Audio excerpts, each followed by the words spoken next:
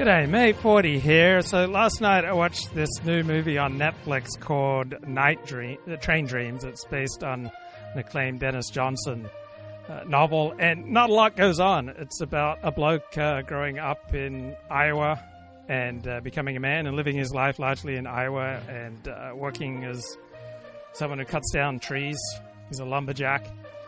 And the movie hit home for me because this guy basically depended on either his work or his family, his marriage, to give him community and to give him connection to other people.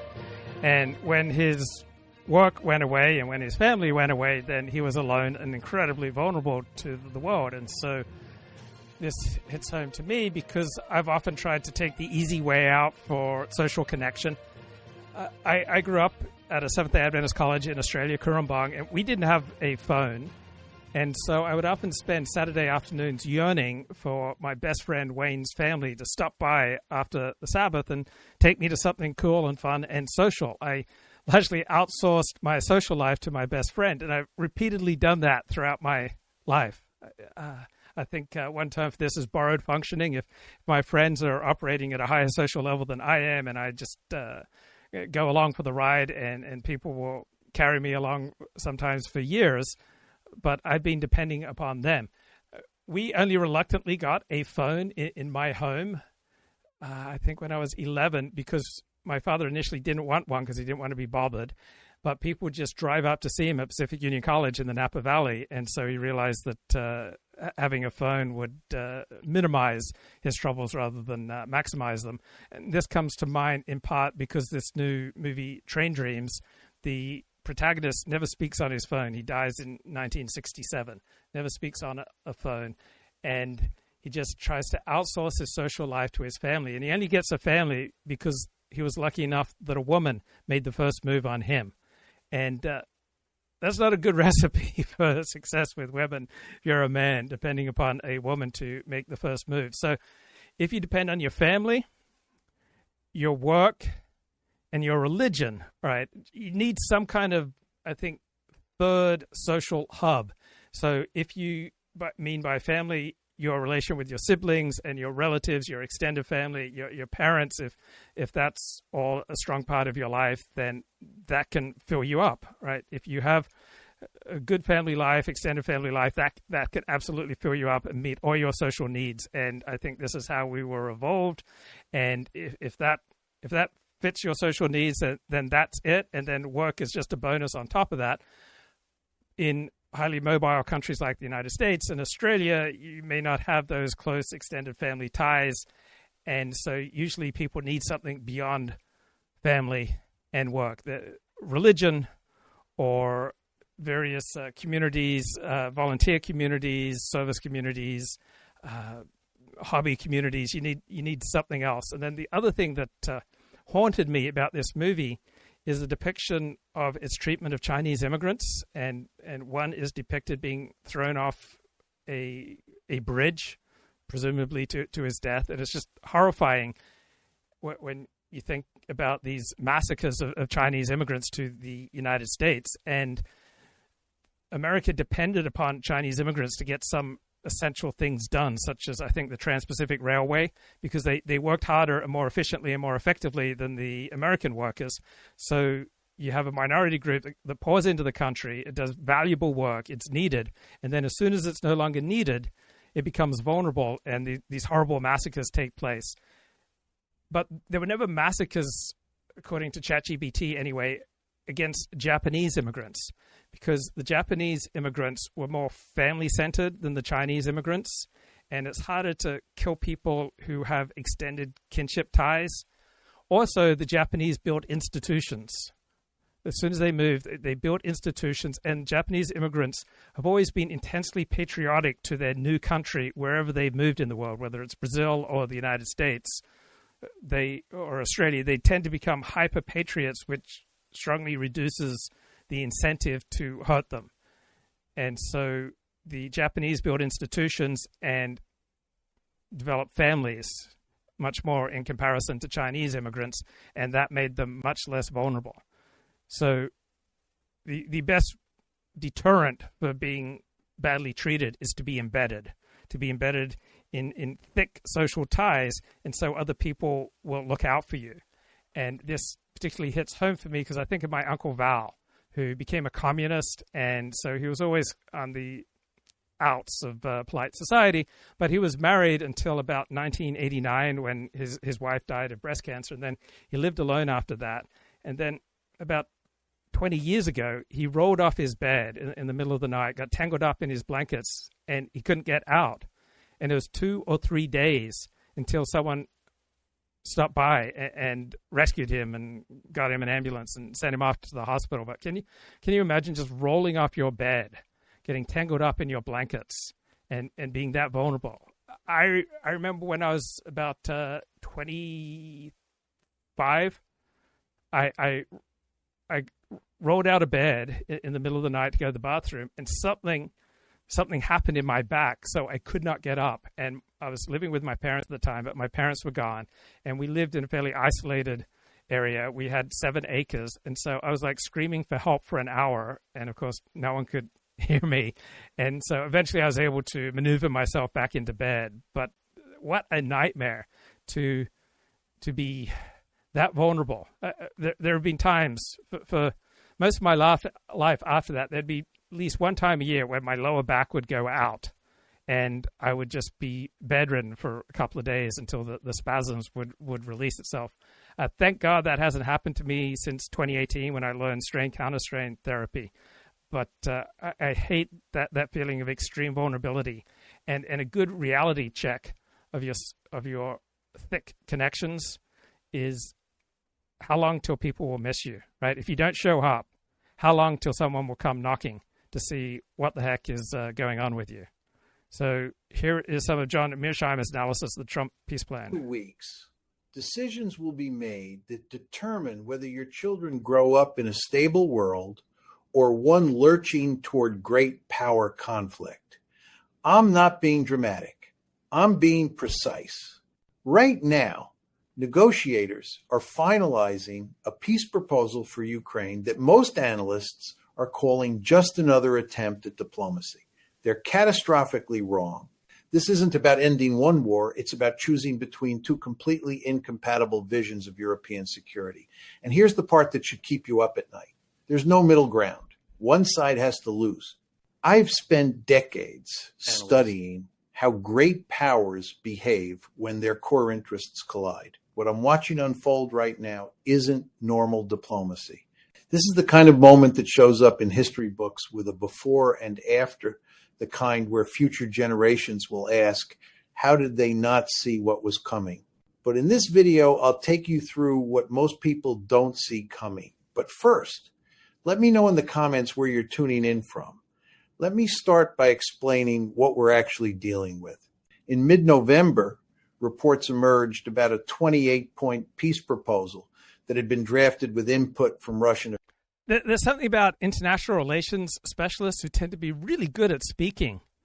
They recognize that the need for their specialty is not as obvious as it is for, say, an engineering specialist, and so they've all got really good at self-promotion. Officials. The initial version sent shockwaves through European capitals and Kyiv. It called for Ukraine to surrender significant territory in Donetsk that it still controls, cap its military at 600,000 troops, constitutionally renounce NATO membership, and accept Russian control over Crimea and the Donbass. In exchange, the plan offered economic reconstruction funds, a return to pre-war trade relationships, and vague security guarantees from the United States. To many observers, it looked like a Russian wish list dressed up as American diplomacy. Now, after intensive negotiations in Geneva and Abu Dhabi, that plan has been whittled down to 19 points. Some of the most egregious provisions have been removed, but here's what I need you to understand. The fundamental problem with this plan isn't in the specific points. It's in the entire framework of how we've been thinking about this conflict from the beginning. I've been arguing since 2014 that the West, particularly the United States, bears primary responsibility for this crisis. We marched NATO eastward despite explicit warnings from Russian leaders that they would view this as an existential threat. We ignored the basic principles of great power politics and assumed we could remake Europe's security architecture without accounting for Russian interests. And when Russia responded exactly as one should have predicted, we acted shocked and blamed Putin's supposed imperial ambitions. This peace plan, in its current form, tries to solve a problem we created while refusing to acknowledge the root cause. And that's why I believe it's doomed to fail unless we fundamentally change our approach. Let me be very clear about something that too many people in Washington still don't understand. When NATO announced at its 2008 Bucharest summit that Ukraine would eventually join the alliance, Russia heard an existential threat, not a potential threat, not a future concern, an immediate existential threat to their security. I'm not asking you to sympathize with Russia. I'm asking you to understand how great powers think and behave. Russia has been invaded from the West repeatedly. All right, some good realism here from John Mearsheimer. Throughout its history. The idea of a hostile military alliance placing troops, missiles, and military infrastructure on its border with Ukraine, which has a 1,200-mile frontier with Russia, was never going to be acceptable to Moscow. Never. When I say this was an existential threat, I mean it in the most literal sense. From Russia's perspective, NATO and Ukraine would be like Russia forming a military alliance with Mexico and placing troops and missiles along the Rio Grande. The United States would not tolerate that for 1 second, and Russia was never going to tolerate NATO expansion into Ukraine. This is why Putin launched his preventive war in February 2022. He wasn't trying to rebuild the Soviet Empire or fulfill some grand imperial vision. He was trying to prevent Ukraine from becoming a de facto member of NATO, which is exactly what was happening under the Biden administration. The strategic logic was brutally simple. Better to fight now when the situation might still be manageable than to wait until Ukraine is fully armed and backed by NATO. Now, many people will object to this analysis. They'll point to Putin's speeches about historic. And it's interesting, this new timestamp here, where John Mearsheimer talks about the weaknesses in his framework. Pause here and be intellectually honest about something.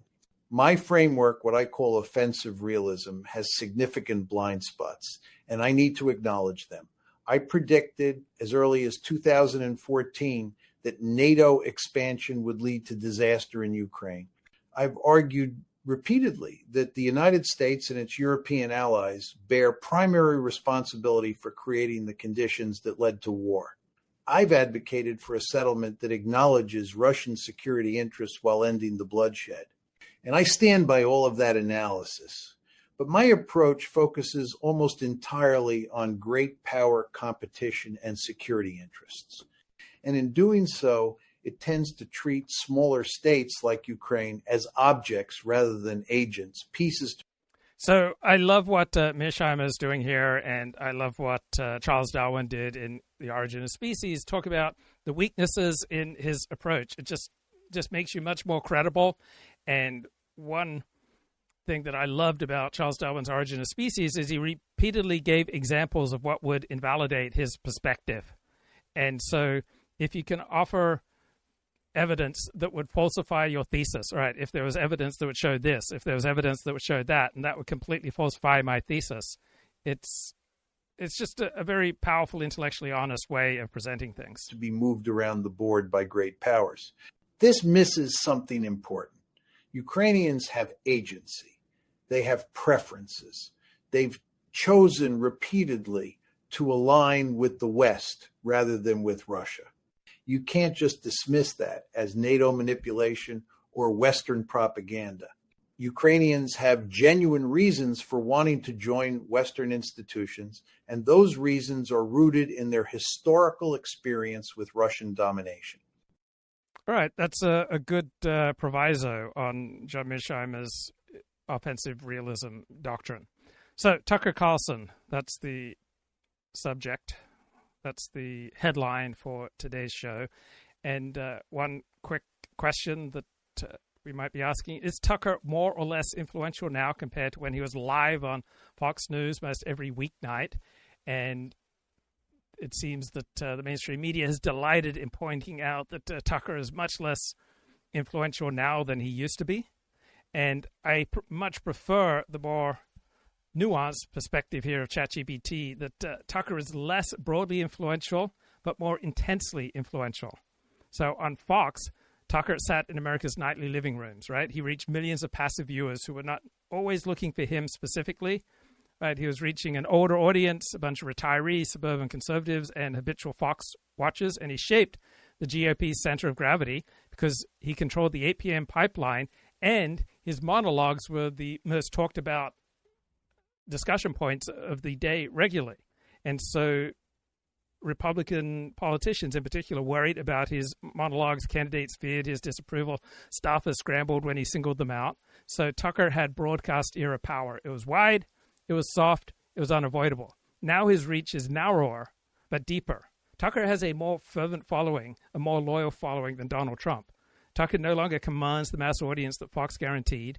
Tucker isn't shaping the whole Republican Party every night.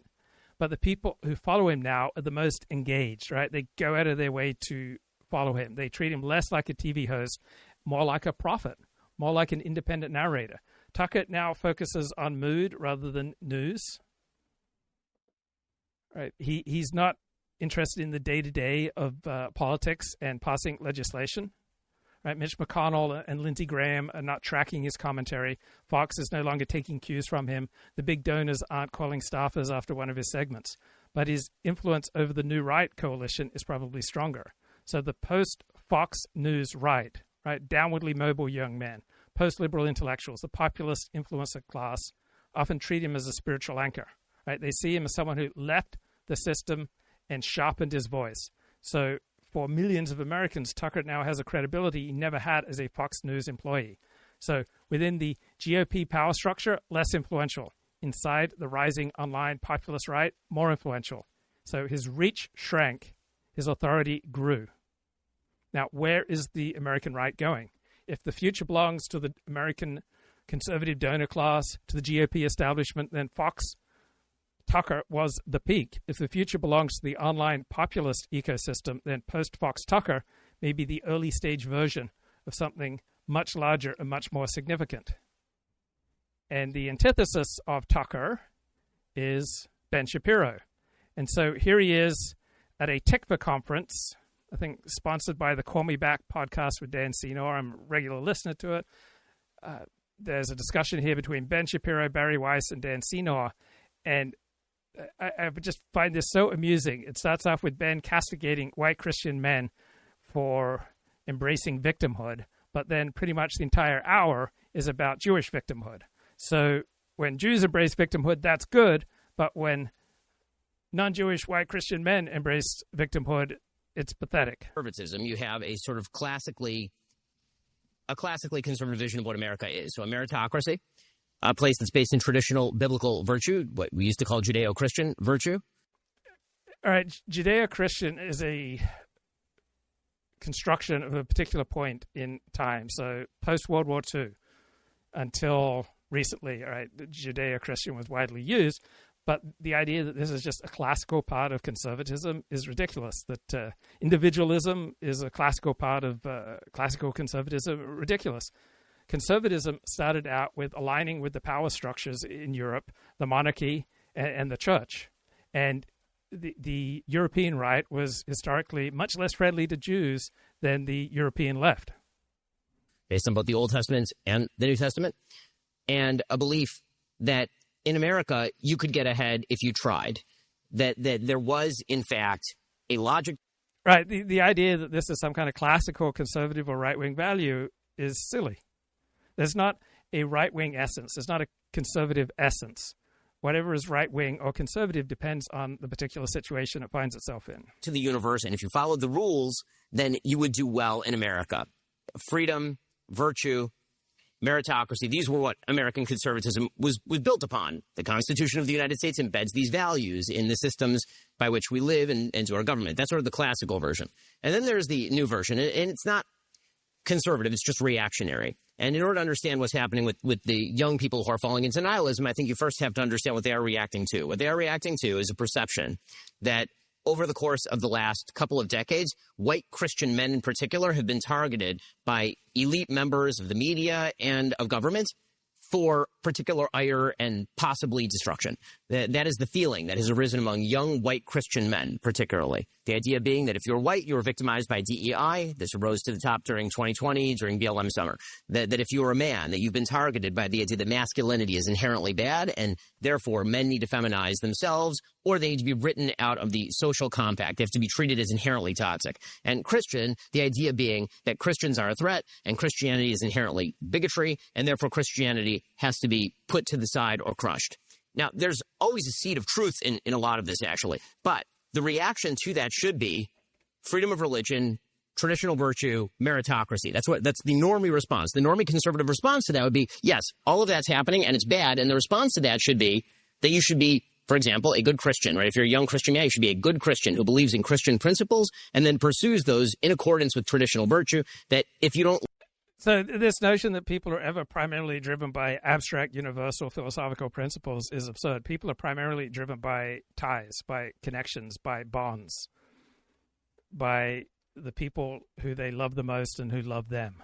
People are inherently tribal.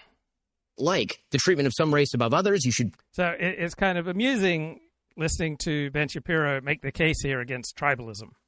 Pursue a colorblind meritocracy, that if you're somebody who doesn't... We did not evolve to be colorblind. Now, we can employ a colorblind attitude when necessary, when that's socially necessary. All right, we have incredible flexibility due to our brains, but the notion that this is just an inherent part of people, that we just evolved to be colorblind and only bad people propagandize regular Americans out of that is absurd. Right? We evolved to be intensely tribal and to be most at ease with people who are most like us, and to be most at ease with people who are the most different from us. Doesn't like being treated as lesser for being a man. You should actually act as a traditionally masculine. So it's a relief to be a situationist, because I broadly agree with Ben Shapiro's worldview, but I feel no desire to either praise Ben Shapiro or damn Ben Shapiro. Ben is good at some things, bad at other things, just like all the rest of us. Nick Fuentes is good at some things, bad at other things. Tucker Carlson, good at some things, bad at other things. So Ben Shapiro is not a scholar. He's not an intellectual. He is someone who's good at reciting talking points very rapidly and coming across as profound to his partisan, parochial, midwit audience. Man, meaning defend, protect, get married, have kids, build, right? And instead... Just like Andrew Tate, right? And the Andrew Tate thing is a great comp for what's happening with Fuentes. Fuentes is the political version of Andrew Tate. It's just to burn it all down, right? We hate all of this. All the institutions have been thoroughly destroyed, and so now we just have to get rid of whatever superstructure remains, just tear down the facade. And I think that's what you're seeing so much on the right. Now, that's deeply dangerous. It's also really seductive for young men who are now being told something that is the most seductive thing you can say in politics, which is it's not your fault and you have no responsibility to fix it. It's not your fault and you have no responsibility to fix it. Got you Zohar Mamdani in New York. Truly. Like him going out and saying affordability over and over. Guess what? When it comes to national politics or big city politics, it's not your fault and it's not your responsibility to fix it. You have no ability to fix it. You're a single human being. Your vote really matters. All right. So Ben is just preaching against reality. What goes on in any race where, let's say, there are more than 100 votes is not your fault and probably not your responsibility to fix it.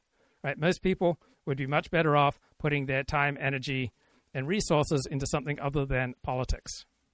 As though if he said it 3 times straight, like Beetlejuice, it would just appear. What he was really just saying was affordability, everything's too expensive, and don't worry, it's not your fault. Give me more power and I will fix it for you by destroying. He was saying many things, but perhaps what was most important was that he gave a vibe that people could relate to. right? I don't share any of Zoran Mamdani's politics to the best of my knowledge, but I just find him incredibly likable. When you just experience his videos, you just feel like this is someone who gets it, and this is someone who's likable. Everything. And that's a very seductive political message. I think that politicians on both sides of the aisle and political voices, people like Tucker Carlson. And so Ben's underlying message here is that people are stupid and they're hoodwinked and they are vulnerable to propaganda. But when it comes to our vital interests, we did not evolve to be gullible. And so whichever way you vote for the mayor of New York City or the mayor of Los Angeles or for president of the United States, it's going to have virtually no effect on the outcome. And so when it comes to people's vital interests, they are not gullible. And it is usually against someone's interest to devote a great deal of their time to things over which they have no control unless they enjoy doing it. I enjoy talking about politics, so that's why I talk about politics. I don't lie to myself that I can have some significant effect on the outcome of politics. And make a lot of money and do really well by pushing this particular perspective. I think that's the big rift that you're seeing on the right emerging right now. Bari, you are a student of anti-Semitism. You're a teacher about anti-Semitism in your work. What Ben just described actually follows a classic anti-Semitic. Oh, can you put yourself in the place of someone who is not Jewish, neither pro-Jewish nor anti-Jewish, and watching this? You would not be swayed towards a more Zionist position. Paradigm in which you identify this small group of people. So Dan Senor here on the left, who hosts a podcast that I listen to regularly, it was vital for understanding the war in Gaza, particularly if you have a Zionist perspective. He talks about every day he thinks about the great trauma that there was once a train in New York City where someone stood up and said, "Are there any Zionists on this train?" And so out of all the traumas in life, I would say that's really minor. I would say you've got an incredibly privileged, cushy, comfortable, protected, safe life if that's the major trauma that you're thinking about every day. But Dan Senor would talk about when he speaks to a Jewish audience, because the incentives are to tell your audience that they're victims and that they need stronger in-group identity. He talks about what a trauma that was and how he thinks about that every single day. People over there, and it's their fault. And I wonder what role you think anti-Semitism is actually playing in the right battles. Well, Ben sort of articulated it, which is the choice right now, and I hope that... So anti-Semitism is a fancy term given for people who are critical of Jews. And most of the time, people are not seeking out to hate Jews. They are standing up for what they love, be it America or Christianity or Islam or their particular tribe that in certain times and places has conflicting interests with Jews. So if your group, who you love, has conflicting interests with Jews, it'd be weird if you didn't have some Jewishly critical or some negative feelings about Jews. Just as it would be weird for Jews if they have intense conflicts of interest in a very small geographic area, that they wouldn't have some negative feelings about the group that is threatening them. This is now clear to everyone. It is not a choice between right and left. There's no competing anymore between which side is worse, right? It's kind of amazing that a pro-Zionist propagandist is like in a senior position at CBS News. I mean, I'm Zionist, a fervent Zionist. I love the state of Israel. I want the state of Israel to be strong. But I mean, Bari Weiss has a background in opinion journalism, which is fine. I subscribe to the Free Press. She's really good at what she does. It's just kind of weird that she's got this major position at CBS News. And Glenn Greenwald has some sharp, important things to say at times. And he's utterly deranged at other times. And here is the video of Bari Weiss explaining her vision of what corporate media should do. All of us see the moment that we're in. And all of us see that the choices that it feels like we have sometimes, which is Hassan Piker and Tucker Carlson or Nick Fuentes and, Andrew Tate, the kind of people that are rising in the podcast charts, those don't actually represent our values. And I don't think that they represent the values and the worldview of the vast majority of Americans. And so this is an opportunity to speak for the 75%, for the people that are on the center left and the center right that still believe in equality of opportunity, that still believe passionately in the American project, that still believe in all of the things that everyone in this room believes in, which is liberty and freedom and independence. So Mark Halperin found this Bari Weiss video just incredibly inspiring, a great path ahead for CBS News. He thinks that she'll be a major asset for CBS News. Individual responsibility and in the most basic level, the right to know what is actually going on in the world. Not the world as propagandists and ideologues imagine it to be, but what's actually going on in the world and in your community, so you can make decisions about where to send your kids. What's going on in the world is that different groups have different interests, and sometimes those interests will be in competition with the interests of certain sectors of Jewry, just as the interests of certain sectors of Jewry may be in competition with certain sectors of Palestinian world or Lebanon or Saudi Arabia. It's to school about where to live and about how to vote. That used to just be normal, and the goal of what we're trying to do at CBS is to get back to that normalcy. And I feel incredibly energized and enthusiastic because I think that is where the vast majority of Americans. I can't think of anyone who loves reporting, loves journalism, who works at CBS News would be inspired by that Bari Weiss commentary. Americans actually are. Well, so that articulation of that set of goals to speak into the lives of the 75%. So it feels good to have a strong in-group identity, right? It feels good to participate in the applause if you're on this side. And I am on this side, right? I broadly agree with the Zionist perspectives of all these people and the organizations that they work for. But you also, if you want to be thoughtful, think, how would this come across, say, to your average American who's not Jewish and neither pro-Jewish or anti-Jewish? How are you going to do that? What's your strategy for success? So I think one of the problems is a lot of people have tried to do centrist news. I know this because I am like the target audience for those things. And the reason that they have all failed is it's like trying to force feed spinach down someone's throat, right? It's felt very like tofu, oatmeal. It's like centrist news is choosing the midpoint between every single topic. It's felt like an absence of charisma and identity. And I, as nostalgic as people might be for an era in which 30 million Americans every night watched Walter Cronkite and saw him as the voice of truth, and I understand why they're nostalgic for that. We're not going back to that. So how do you build trust in a moment of unbelievably low trust in all of our public institutions, especially the mainstream press? I don't think it's by pretending like we can go back to having a view from nowhere. I think it's about who's in the room, right?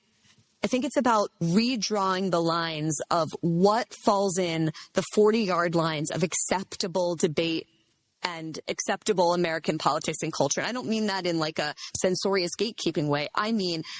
Yes, you do. All right, that's the problem with the mainstream media, guys. They just have too many voices. They're just too wide, too diverse panoply of voices. That's the problem with CBS News. Having people that are clearly identifiably on the center left and on the center right in conversation with each other. And we've been doing so much of this at the Free Press. Just so long as they're pro-Israel. Was in, where was I? Chicago. Last week, I think, I've lost all track of time, where Dana Lash, former spokeswoman from the NRA, was debating Alan Dershowitz on guns. Now, these are people that have wildly different opinions on the Second Amendment, and yet showing that they can have good faith, very passionate, very charismatic disagreement and still like each other at the end of the day, we think it's important. And so for me, it's always about the curation, like who's in the room, how are you showing centrist news, not as the absence of disagreement and the absence of charisma, but explicitly charismatic and disagreeable, and yet doing it in good faith. And the other way you do it is, by being really honest with your audience. Like, yeah, as long as everyone is pro-Israel.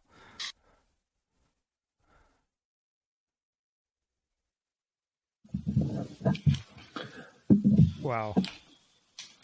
Yeah, you can imagine how Glenn Greenwald could go to town with that. So let's get back to the Tucker question, because Tucker is on this interesting journey. He's no longer a standard media figure. He's not a Republican Party operator. He's not a policy thinker. He's not a movement builder, right? He's drifting towards this post-party, post-policy politics that's built entirely on narrative, grievance, and the articulation of an alternative reality, right? He's becoming the first major figure on the right who has influence without seemingly any real governing ambition, which probably places him in a very strategic place to be a future president of the United States. So when he was on cable, he had to operate within a certain structure. He had to accommodate advertisers, executives, legal departments, the ghost of Roger Ailes looking over his shoulder. He had to continually balance his populist impulses against the corporate constraints. And senators like Ted Cruz or Tom Cotton would appear on his show. Governors like Kristi Noem or Ron DeSantis needed him. So he's part of the Republican Party ecosystem. Now, he's got his own platform, and he's shed all these Republican expectations of responsibility. He no longer treats the GOP as his lane. He barely covers everyday political work. He doesn't care about political legislation, coalition building. He doesn't care about message discipline. Right? He leans into these long, wandering sermons about elites, corruption, meaning, loneliness, civilizational decline. Right? He's got a narrative conviction that gives his audience a diagnosis of the world that just, for his audience, feels deeper than anything coming out of Washington. And his interviews reflect the same drift, right? He's not aiming at policy. He's aiming at creating a world where certain grievances become sacred truths, right? He is developing an alternative frame of legitimacy that operates entirely outside the GOP.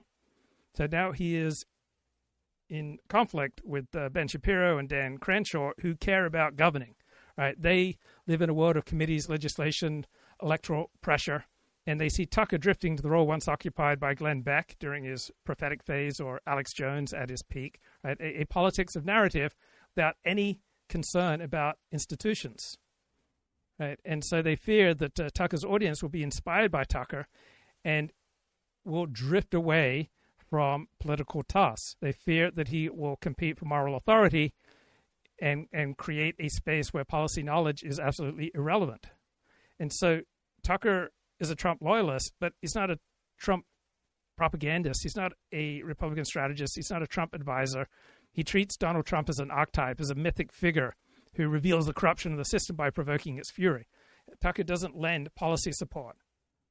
Right? Steve Bannon cares about building structures and institutions and passing legislation. Tucker doesn't bother. So he's become a post-political priest. His power comes from telling stories. His authority comes from diagnosing evil and diagnosing enemies. His audience has come for clarity about the world, not for guidance about politics. So we have a massively influential figure on the American right who can sway hundreds of thousands of people, but seems completely uninterested in any institutional project that would translate this sentiment into political victories. So people in conservatism treat him with this mixture of awe and anxiety. So people like Charlie Kirk and Matt Walsh, they need the Republican Party to work. They need elections. They need donors. They want to build institutions. And Tucker stands above and apart from this world. He doesn't need this world. He increasingly behaves as if he's glad to be rid of it. So he likely represents the future of right-wing politics, not as a political party, not as a series of institutions, not as a platform of policies, but this constellation of charismatic storytellers who offer identity to disaffected citizens without any interest in governing. Right? We have a post-party, post-policy model where the story is everything and the state and the institutions are an afterthought. So it's incredibly unsettling, this Tucker Carlson direction. All right, so that's Bari Weiss's prescription for how to improve CBS. And I just want to make a couple of notes about that. First of all, you'll note there that every person that Bari Weiss wants to exclude from our discourse, she mentioned Tucker Carlson and Nick Fuentes and Hassan Piker. These are all people who have one thing in common. They are critical of the state of Israel and they oppose U.S. financing of Israel. I know it's a huge coincidence. I'm just saying all the people that Bari Weiss wants to exclude from our 40-yard line of mainstream discourse all just so happen to be people who are opposed to the foreign government that Bari Weiss worships above all else.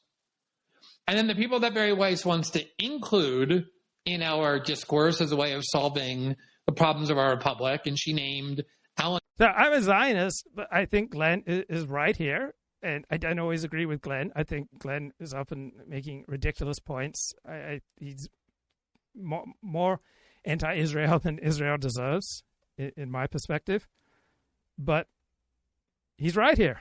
Alan Dershowitz and Dana Leitch, the former NSA spokeswoman, just by coincidence, are all people who revere the state of Israel and want the U.S. to finance and arm the state of Israel.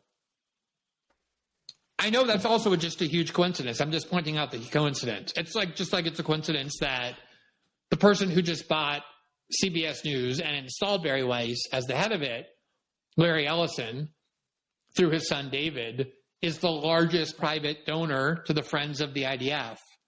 So I walked around for years with a knitted yarmulke that had FIDF on it. It was just given to me. It means Friends of the IDF.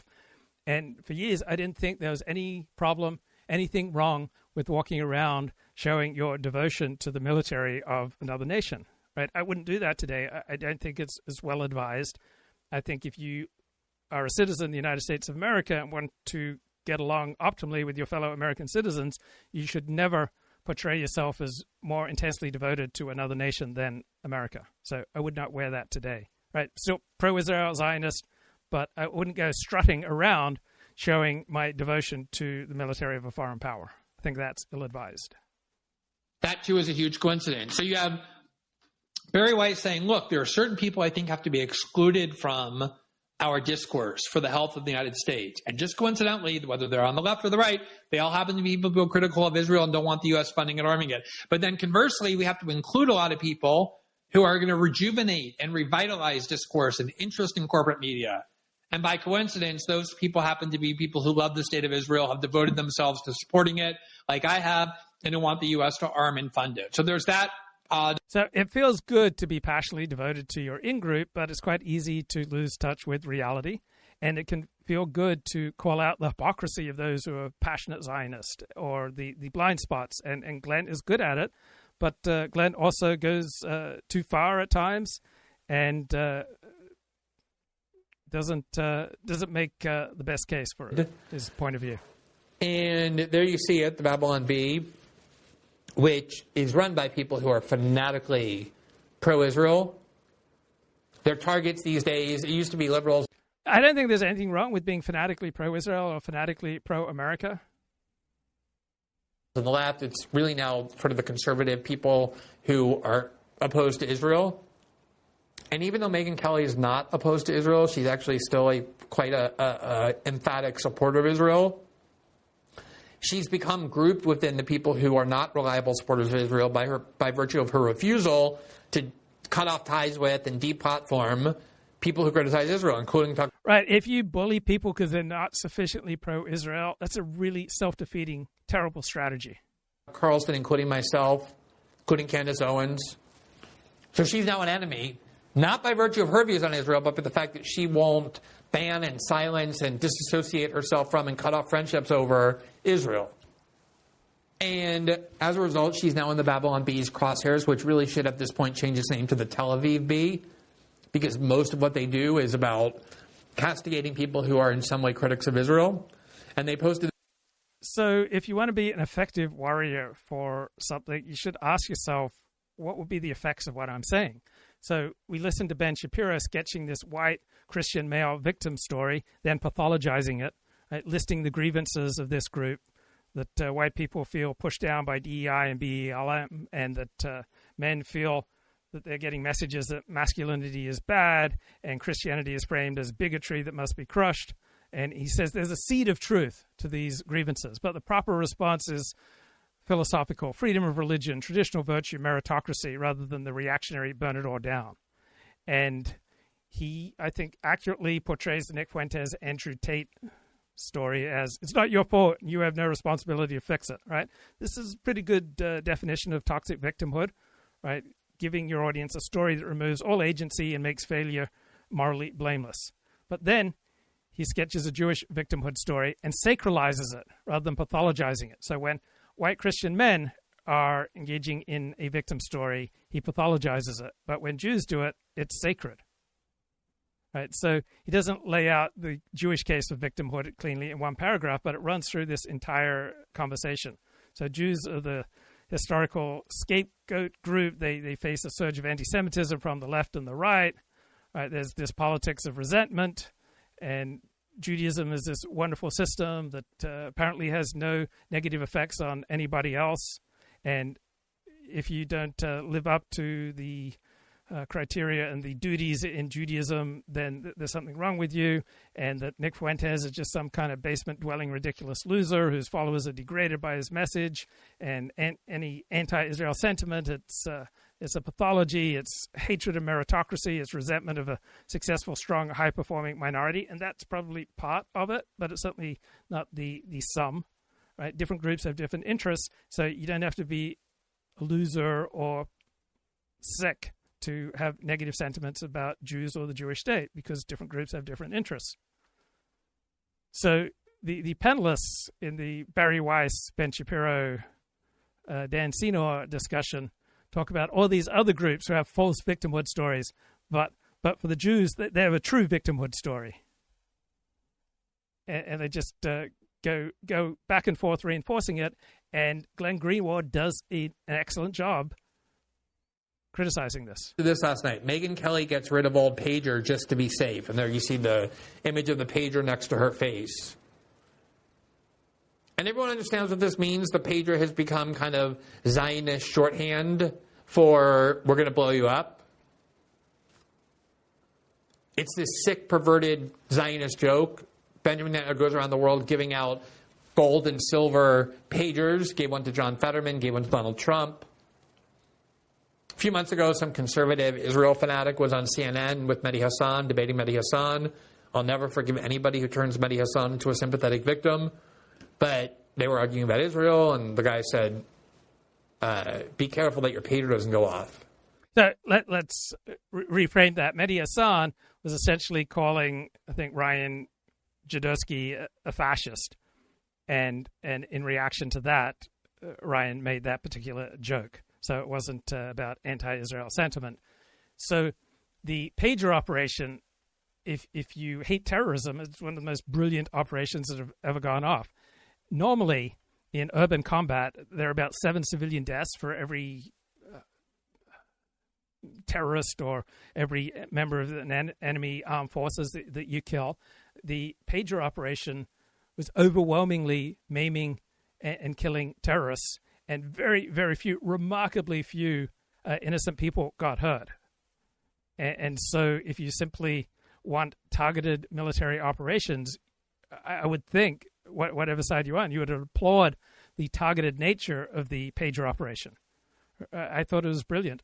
Even if you're not pro-Israel, even if you're not pro-Jewish, if you simply prefer to have low civilian casualties and primarily have targeted operations that take out members of the enemy's armed forces, I would think that you'd have respect for it. So this has become a way of threatening people or implying strongly that it's not a threat.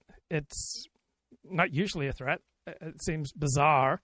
It's a joke talking about a highly specialized, capable, amazing, meticulous operation that was pulled off by the IDF.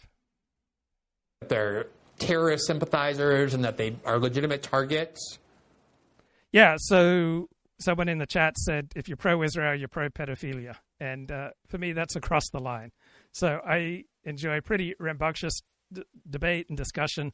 But if you want to go that far, right, you're not welcome on the channel. I can't have Kip back. All right, Kip was just so far over the top. He could have made the same points that he made last week without just being so crudely anti-Jewish and anti-Asian. I live in society, and there is a type of conversation that is socially unacceptable. And when you want to say that if you're pro some group, that means if you're pro some people, right? If you're pro-Turk or you're pro-Arab or you're pro-Jewish, and therefore that means you're pro-pedophilia, right? That's That crosses my line.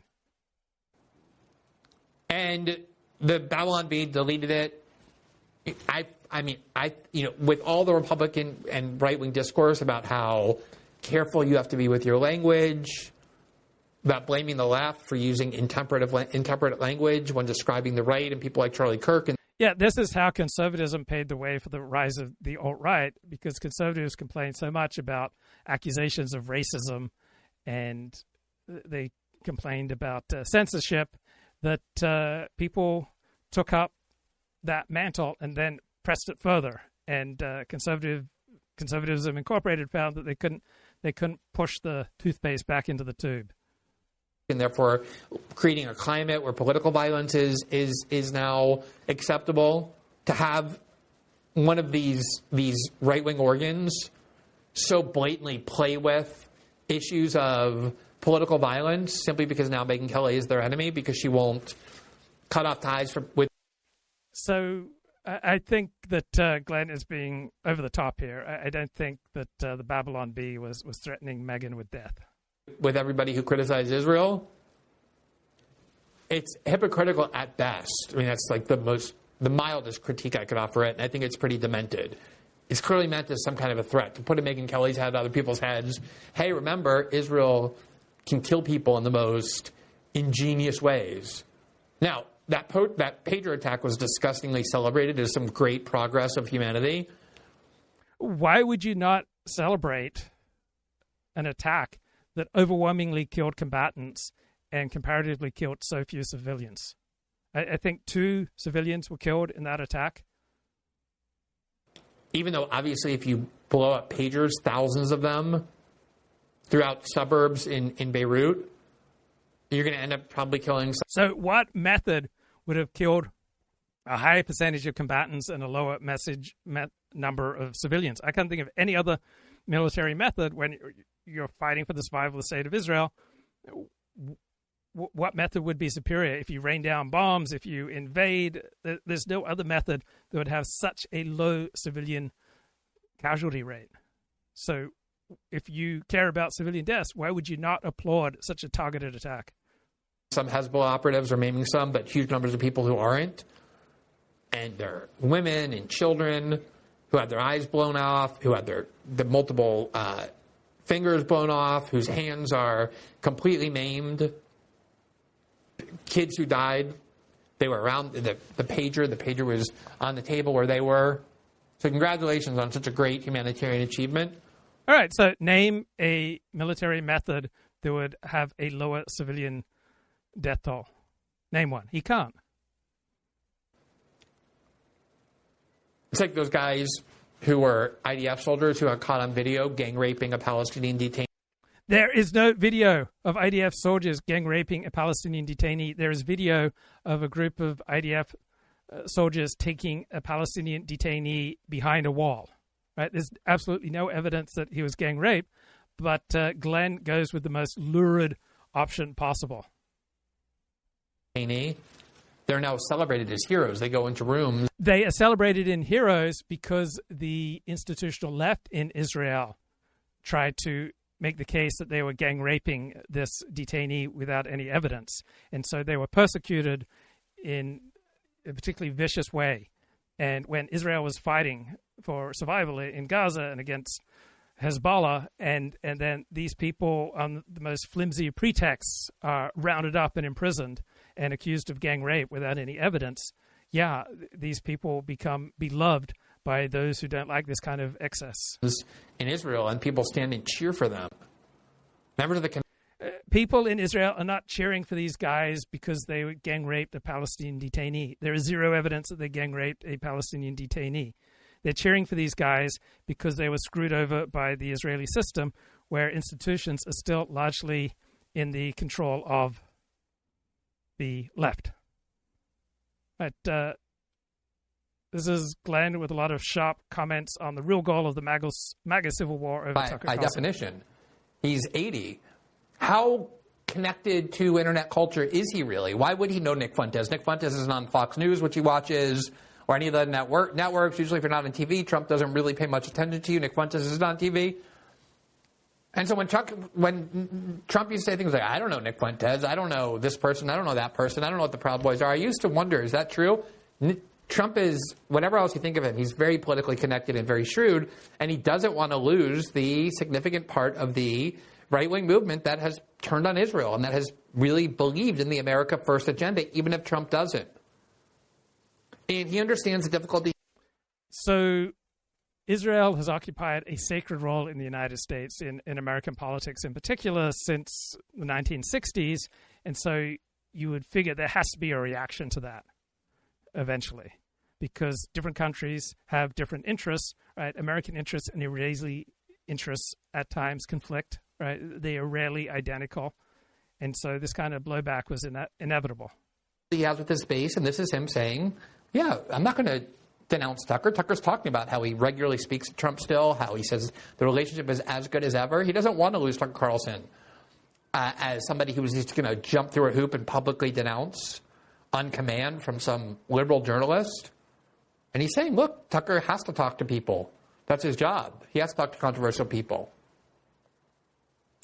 Now, there have been some disputes between Tucker and Trump in the past, particularly over Tucker's opposition to some of Trump's policies, including bombing Iran.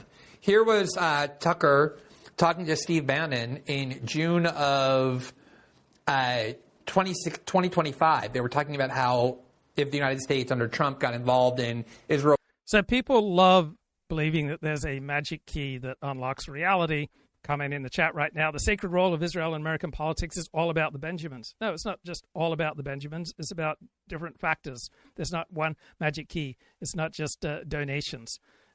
Consider the largely impotent nature of the conservative donor class.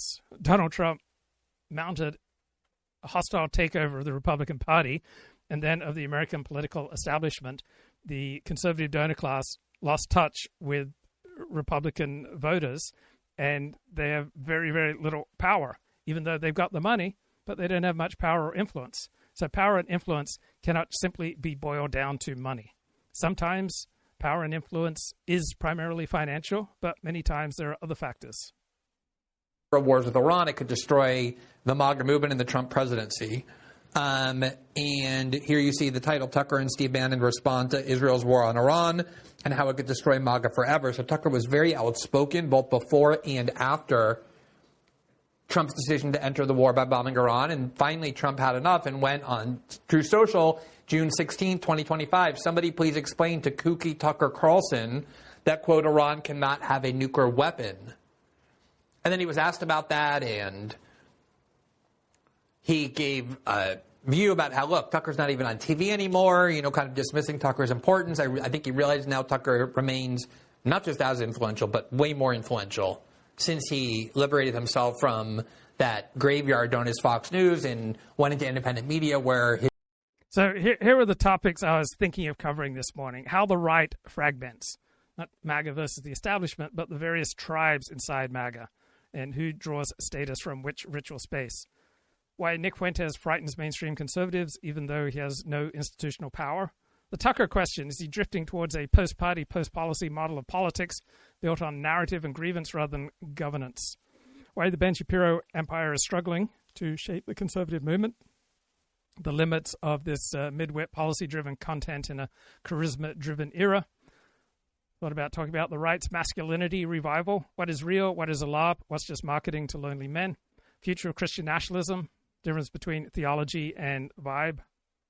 Why so many young men bounce between online far-right spaces and self-help culture. What's the emotional logic behind this? The conservative donor class has lost control. How did this happen? Why did popular influences fill the vacuum?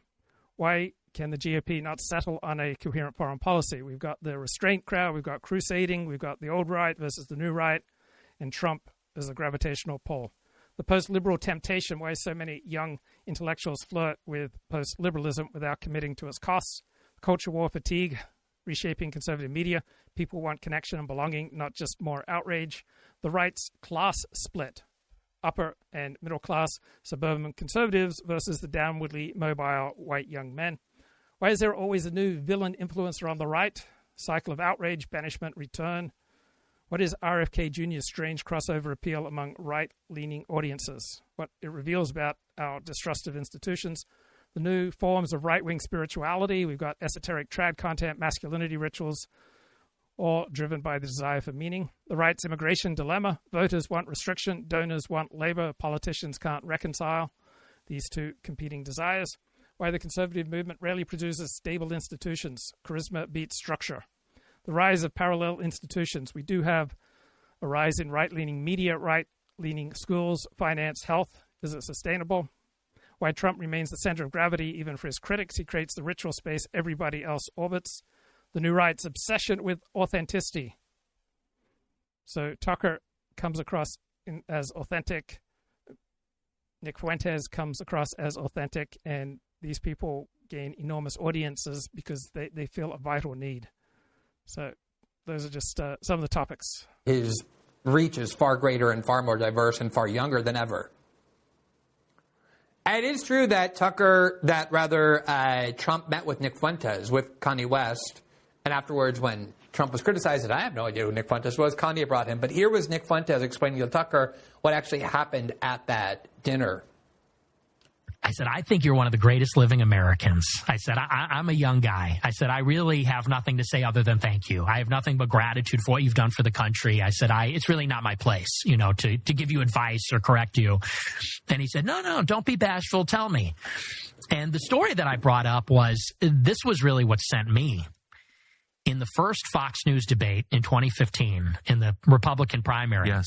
Bret Baier, the first question, said, raise your hand if you will not pledge to support the eventual nominee. Yes. And Trump raised his hand. Because that's what he was saying. He said, if I don't win, I'll run independent and I'll make Republicans lose. And so I brought that up and I told that story and I said, I feel like what was inspiring in 16 is that... So Nick lives the life of a monk. He doesn't have a family. He doesn't have any commitment to institutions. His Christianity is performative more than real. He's not part of any concrete Christian community. And so the weaker your ties to other people, the less need you have for institutions and the more incentivized you are to his attitude of just burn it all down, right? The better the quality of your life, the less inclined you are towards burn it all down. Right? It's people who are losing at life who want to burn it all down. You were willing to let the Republican establishment lose. Like you were serious about blowing them up, such that you are not going to say, like Pat Buchanan, right? If there's anything good in your life, if there's anything that you want to protect in your life, you will not publicly align with Nick Fuentes because he will put that in danger. I respect, but Sam Francis acknowledged that was one of his great mistakes, was ultimately endorsing Bush. I said, it showed you were serious, you were playing to win, because you said, I will let this Republican Party crash and burn. I want to run as the Republican, but if I can't, I'll run independent. I said, and that's how I knew you were serious, and that's how I knew you were the guy. I said, and I feel like lately, this was right after Ronna McDaniel became the head of the RNC again, I was like, I feel like lately you're just behind all these people. I said, we're not here for Kevin McCarthy. We're not here for Ronna McDaniel or Mitch McConnell. I said, we are here for you. Like, we will die for you. We are loyal to you. I said, and when you did that, that showed you could win, and we rallied. So it's fascinating to see the more Conservatism Incorporated tries to battle and put down Nick Fuentes, it seems like the stronger he gets.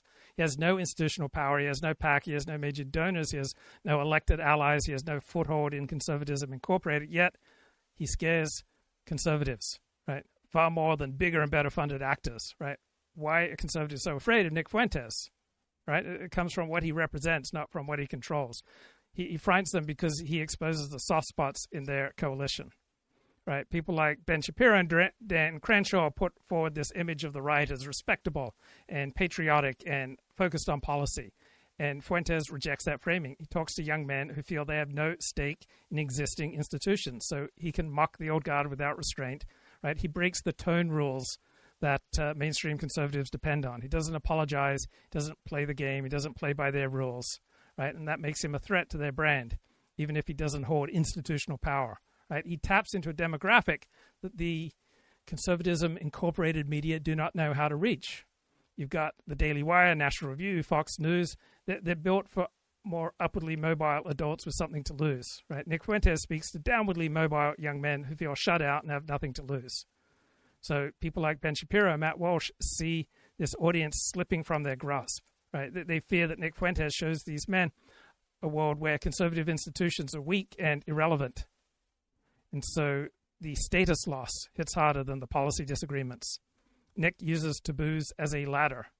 Right? The mainstream right knows how fragile their relationships with donors and advertisers are, and so they're very afraid of being edgy. Tucker Carlson got away with pushing boundaries because he had the largest audience in cable news, but he had a heck of a time getting any advertisers, and eventually he got canned.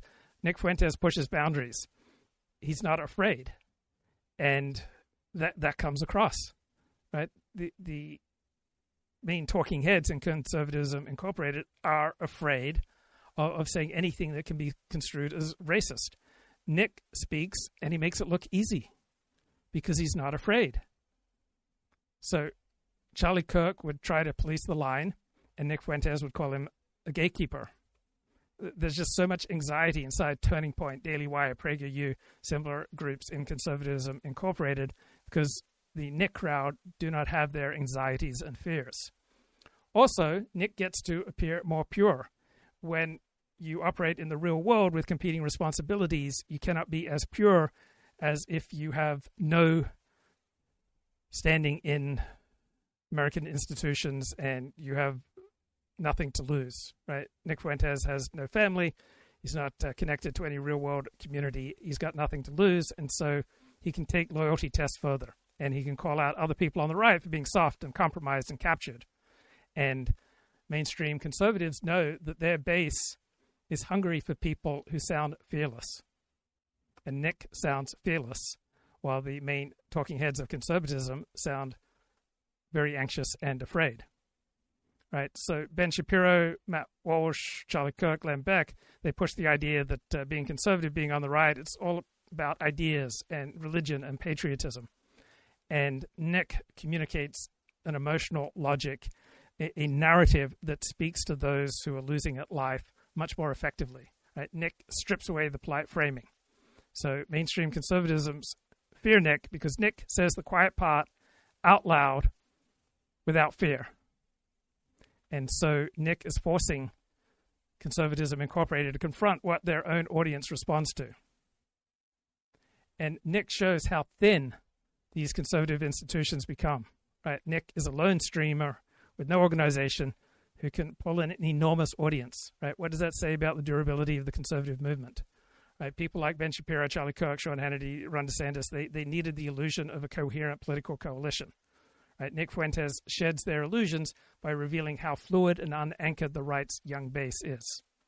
Right? So Nick frightens Conservatism Incorporated, not because he's powerful, but because he reminds them that their power is brittle, that they are vulnerable. He is the stress test they never wanted.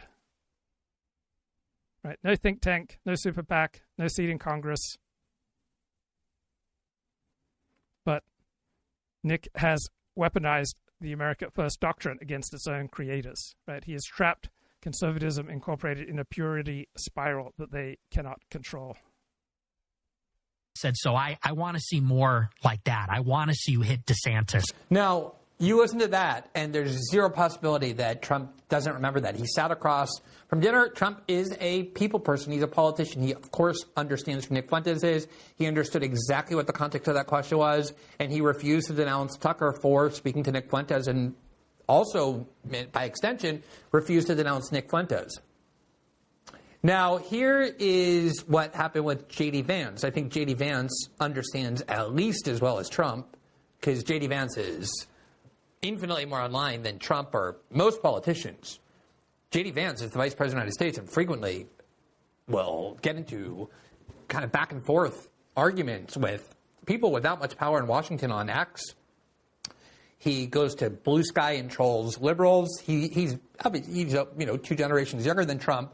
He's very connected to online discourse, very aware as somebody who wants to be president of what the right-wing discourse online is about Tucker, about Nick Fuentes, and he knows that people are waiting for him to weigh in because all this is about J.D. Vance.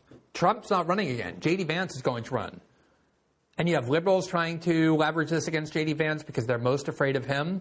And you have conservatives who are in the pro-Israel neocon wing who are suspicious of J.D. Vance and want to force him either to take a loyalty oath to Israel and to neoconservatism, or they want to start destroying him now.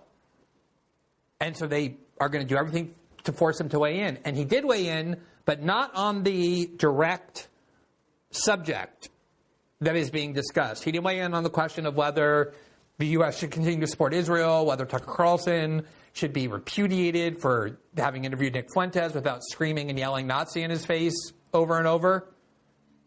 Instead, this is how J.D. Vance weighed in. He weighed in about 10 days ago by saying this, quote, "The infighting is stupid. I care about my fellow citizens, particularly young Americans, being able to afford a decent life. I care about immigration and our sovereignty. And I care about establishing peace overseas so our resources can be focused at home. If you care about those things too, let's work together." Now, obviously he's trying to play the leader, saying, look, let's not be infighting. But all of the language he used was very much coded in favor of the people who are saying, why are we sending our money to Israel? We should use our money here at home. The America First ideology, the one defended by Tucker Carlson.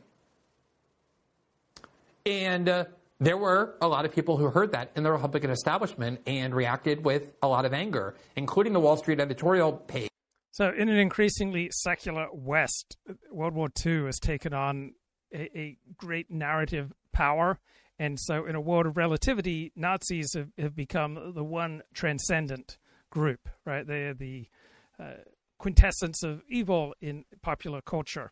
And there's a new Holocaust movie out. It's called Nuremberg. And it was shocking to me because there are no heroes in this movie. Right? You would think that there would be heroes in a movie about the Holocaust, but there are no heroes.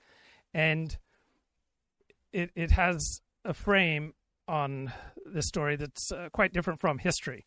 So after World War II, if you try to talk to someone about the Holocaust, people wouldn't have known what you were talking about. The Holocaust only developed as a concept of a particular group suffering in World War II in 1960s, and it only seized the popular imagination, starting with Eichmann's trial in Jerusalem in the early 60s, but really with the American ABC network series on the Holocaust around 1978. And so the notion that the quintessence of evil in the Second World War was the murder of Jews would have seemed quite strange for the first 15 years after World War II. So this movie, Nuremberg, focuses that the Holocaust was the crime of crimes, while the real Nuremberg trials were not primarily about the Holocaust.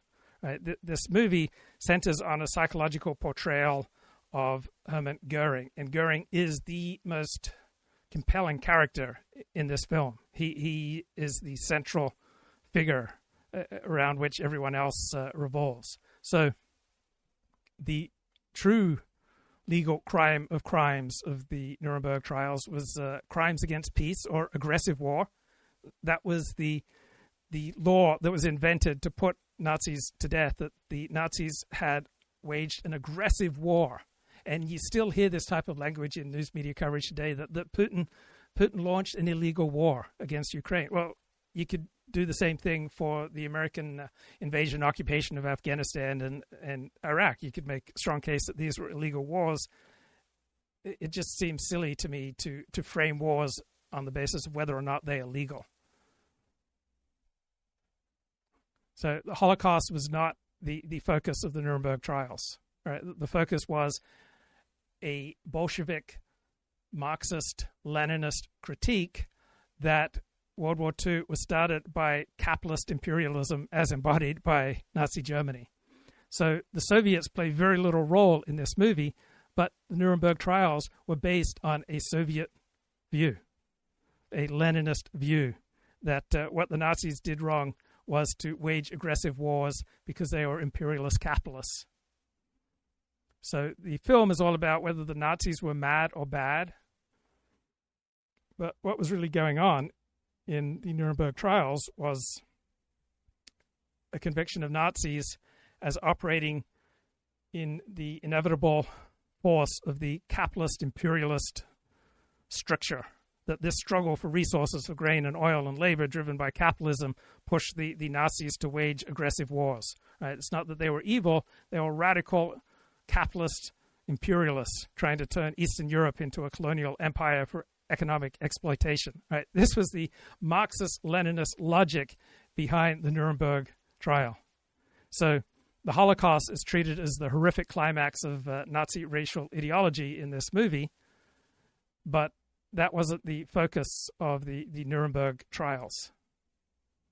So in the movie narrative, the primary focus is on the individual psychology and morality of the leading Nazis. What happened at Nuremberg was capitalism was put on trial. The supreme crime in this movie is the Holocaust.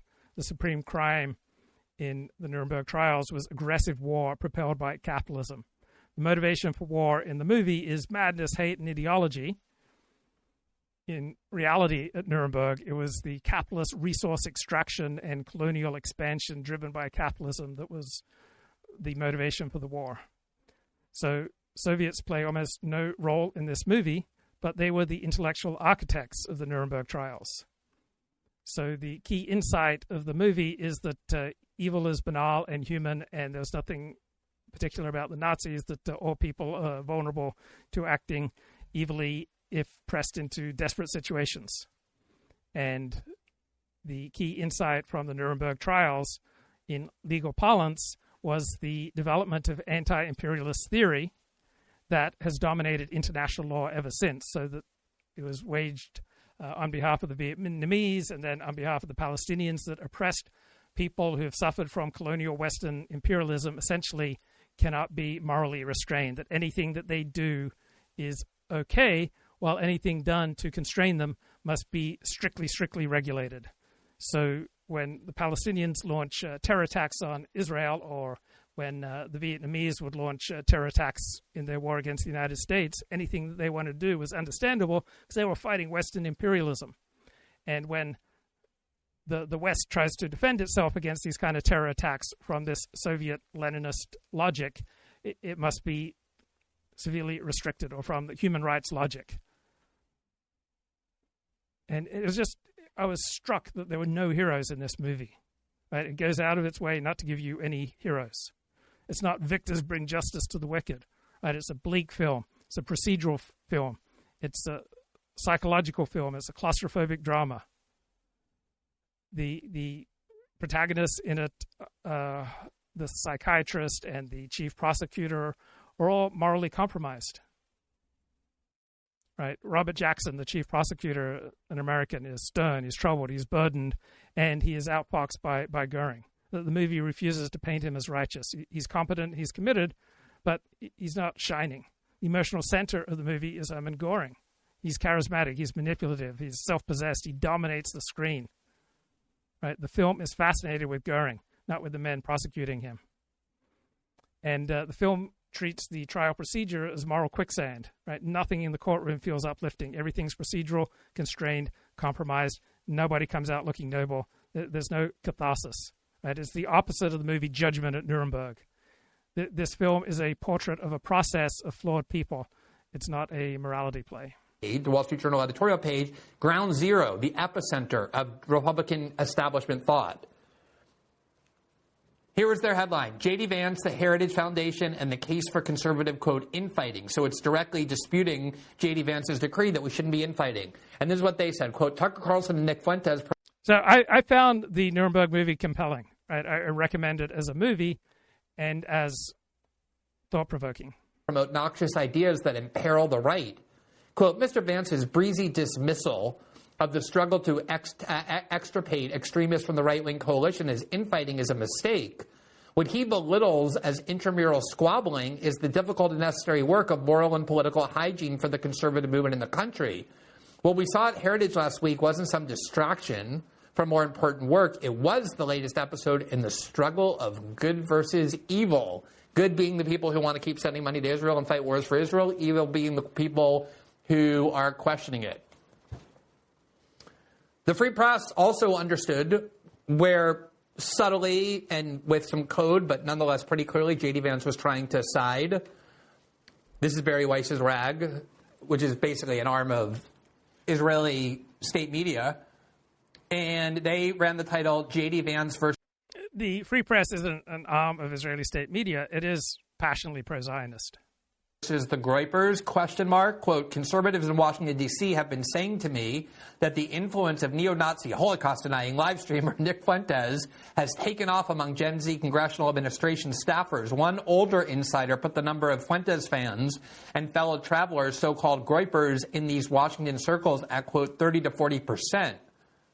I ran the 30-40% claim past the conservative Zoomers I spoke to in D.C. Every one of them affirmed it. Christian faith, they explained, has not inoculated young men against anti-Semitism. Vance is still figuring out how best to respond to Fuentes' supporters. The sharp criticism of the vice president after he failed to push back with sufficient force when the Groypers came after him recently at Ole Miss are not helping. He should be... So Victor Davis Hanson says the fuddy-duddies are now on the left. And why would that be? Why is the right so much more flamboyant?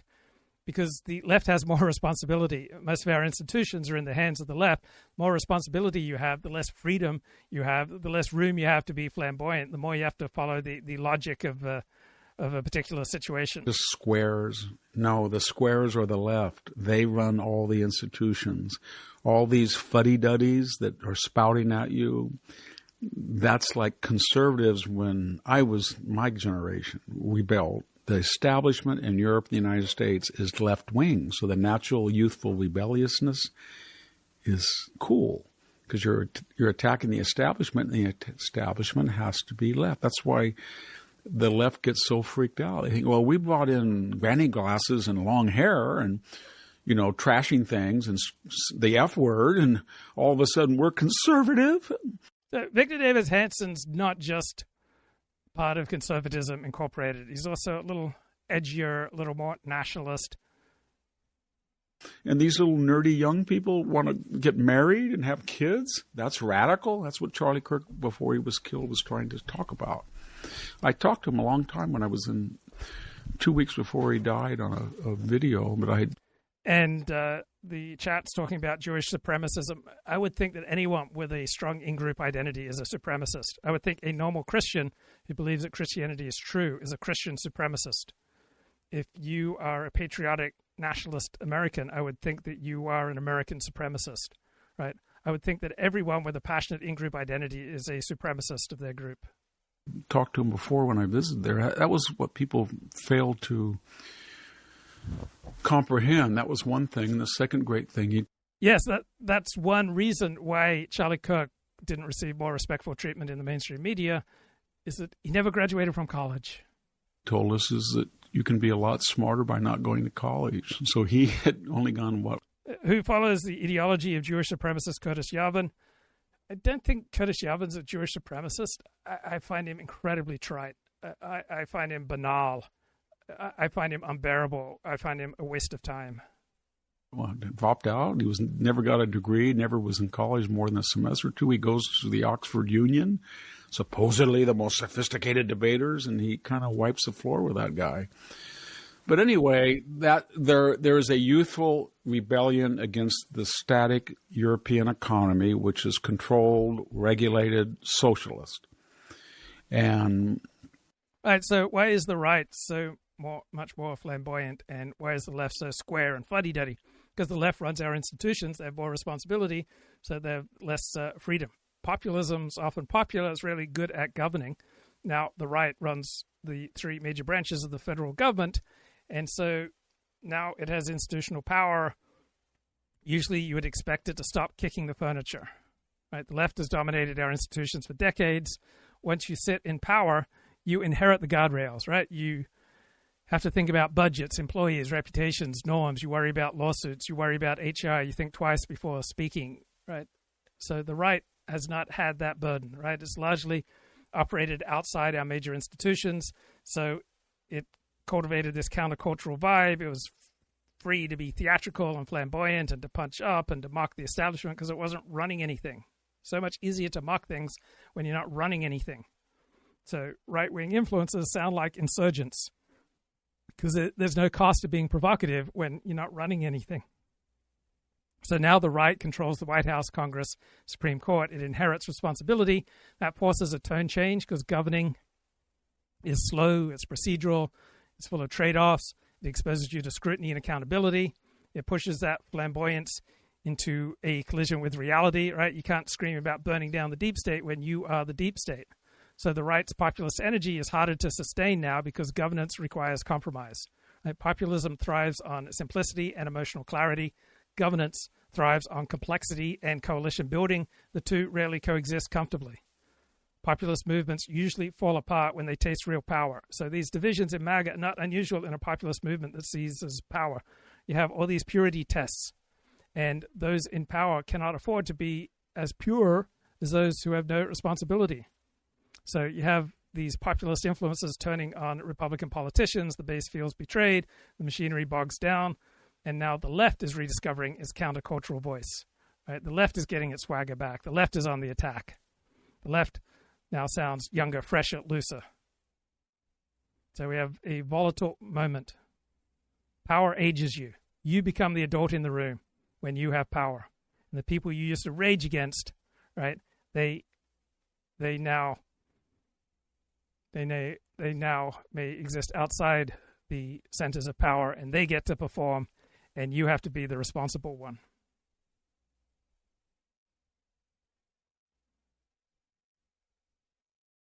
Less indulgent of the podcast host and the two online right. But remember, Tucker was an early supporter of Vance and they developed a close friendship. But at a certain point, this virtue becomes a vice. Vance must be careful.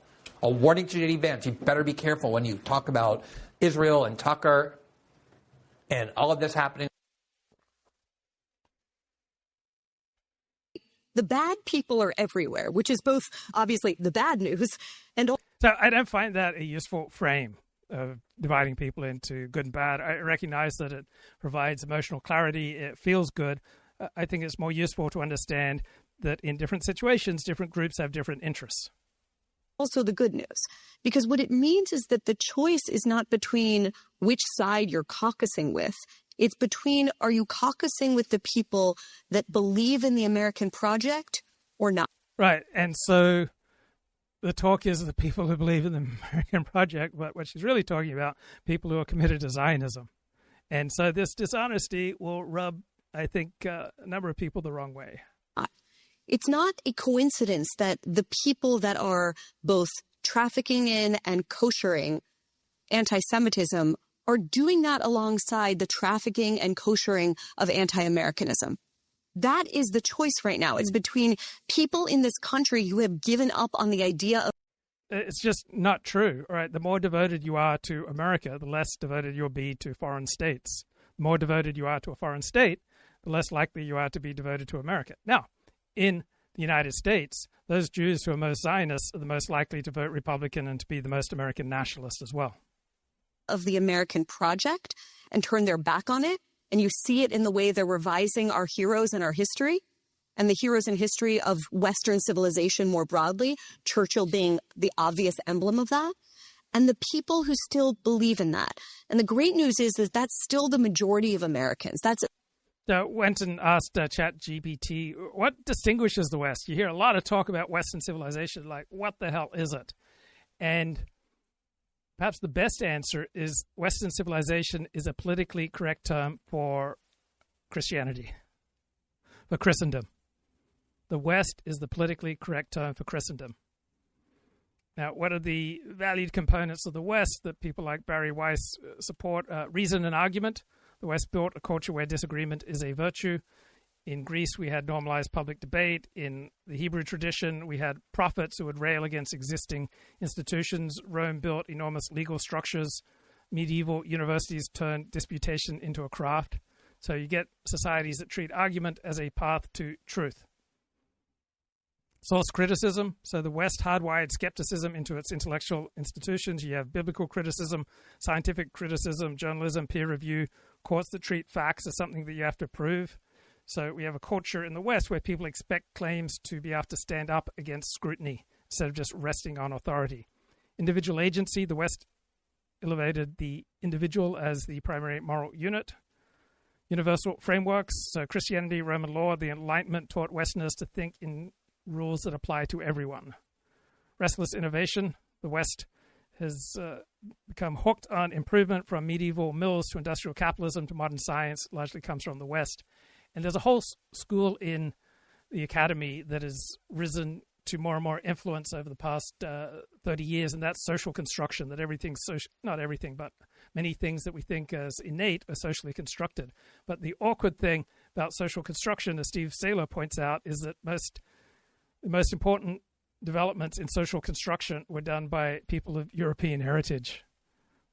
So social construction is the good way to look at the world, but the most important effects of social construction, the most important developments in social construction have been done by Europeans. Moral universalism, right? The West develops a habit of treating moral questions as global. The tragic sense, Western thought carries a large streak of self-doubt. Culture of schism, the West fragments. It produces reformations, counter-reformations, revolutions, sects, heresies. So there's a few of the characteristics of the Western civilization. At least what I believe, and we'll get to that a little maybe when we talk about CBS. The other way to maybe articulate it is it's a choice between the politics of resentment, which gets you to anti-Semitism almost as the next step, and a politics of individual responsibility. And the politics of resentment... Wait, this whole video is a politics of resentment. You can't help but have a politics of resentment. We all can't help but operate with resentment. It's just that there are adaptive, optimal levels of resentment, and then there are excess levels of resentment that will push you to operate against your best interests. Resentment is not ipso facto a bad thing. It's just part of being human. It's like lust. It's a fire. It's power. Do not have, the right and the left do not have exclusivity to that. And that's what you're seeing right now. And so it should be no surprise that in a moment of finger pointing and looking for the scapegoat who has left housing unaffordable or has left you, in a city or in a town that has suffered from fentanyl addiction or deindustrialization, all these pathologies that are real and true, that people are looking to point the finger, and they point the finger at the Jewish people. Right. Dana, I want to ask you to comment on that, but there's another thing that I want to know from you in particular. As I as a casual observer, when I look at someone like Tucker's numbers on YouTube, you see, he'll have an episode on healthcare policy, and his numbers are here, and then a number about how Ashkenazi Jews actually can't get COVID, and his numbers are way up here. And it makes you wonder if actually anti-Semitism as a business model, it's a great one, has a kind of market, and it is a market driver in media. Yeah, I think it does. It's just not clear yet how it translates into electoral. Anti-Semitism isn't automatically a driver. A visceral story is a driver, and sometimes a visceral story will be anti-Semitic. Oral politics and how it translates into policy. So I agree with Bari that what we've learned is there are bad people everywhere. But what we've also learned that on one side of this debate, those views... It's completely understandable why any intensely identifying in-group would regard its enemies as inherently bad people. But I think a more thoughtful way to navigate life is to recognize different people have different interests. Don't just divide people up into good guys and bad guys, depending on how they ally with your group.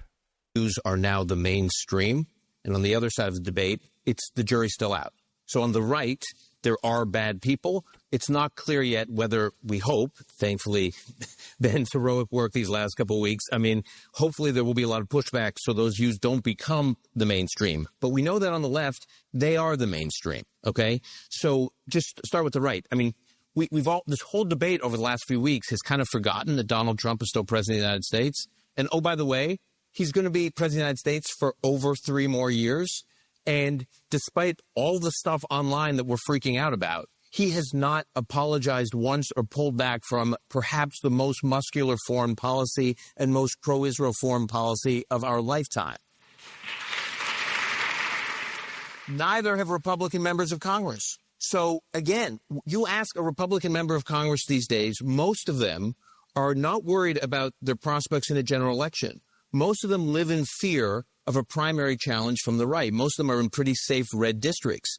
And yet, not a single one has come to the defense of Tucker Carlson or Nick Fuentes, except 2, Tom Massey and Marjorie Taylor Greene. Marjorie Taylor Greene, who just lost her endorsement for re-election from Donald Trump. That's it. Speaker Johnson came out with a strong statement. Leaders like Ted Cruz have come out with strong statements. Even elected foot soldiers in the MAGA movement like Josh Hawley came out with strong statements. If you look at the institutions that are blowing up in the last couple of weeks, it's the Heritage Foundation that's blowing up. It's not actually the institution. It's hard to call Ben's attacks on Tucker heroic because Ben's not risking anything. Ben's not sacrificing anything. Ben is just doing the same type of things that he does. I largely aligned with Ben. I'm Zionist, I'm Republican, I'm like free markets for free people and all that stuff.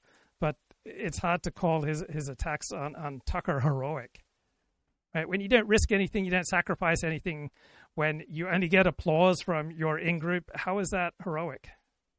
That we care about and that we're identified with. So I think the left has spoken, right? Mamdaniism. Look, and when I think back to Obama's speech in 2004 at the Democrat. Being on the left means that you don't think that tribalism and ethnic and racial identity should be the primary organizing principle for a state. So it's not like the left just uniquely hates Israel, right? Being on the left means that you're not a big fan of ethno-nationalism, whether Jewish ethno-nationalism or other forms of ethno-nationalism, right? It's simply a different way of looking at the world. It comes with some adaptive advantages and some maladaptive detriments. Democratic Convention. Which, if you think about that speech, it launched basically close to 2 decades of Obama defining the left and Democratic politics, all right? That was like a project for a couple decades. I think we are at the beginning of Mamdaniism as a national project. I think the Democratic Party is looking to Mamdani now as like the next, not that he can run, but just the idea that what he represents is where the Democratic Party is going, where the left is going.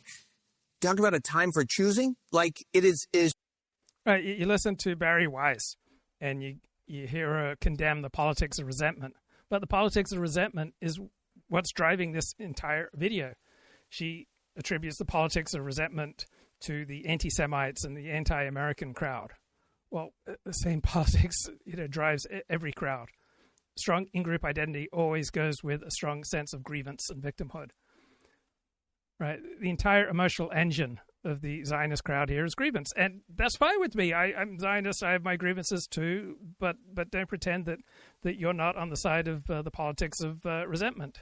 Right, the video is all about how Jews and the pro-American patriots being betrayed by universities' left-wing elites, and a younger generation drawn into nihilism. All right, these are grievance narratives.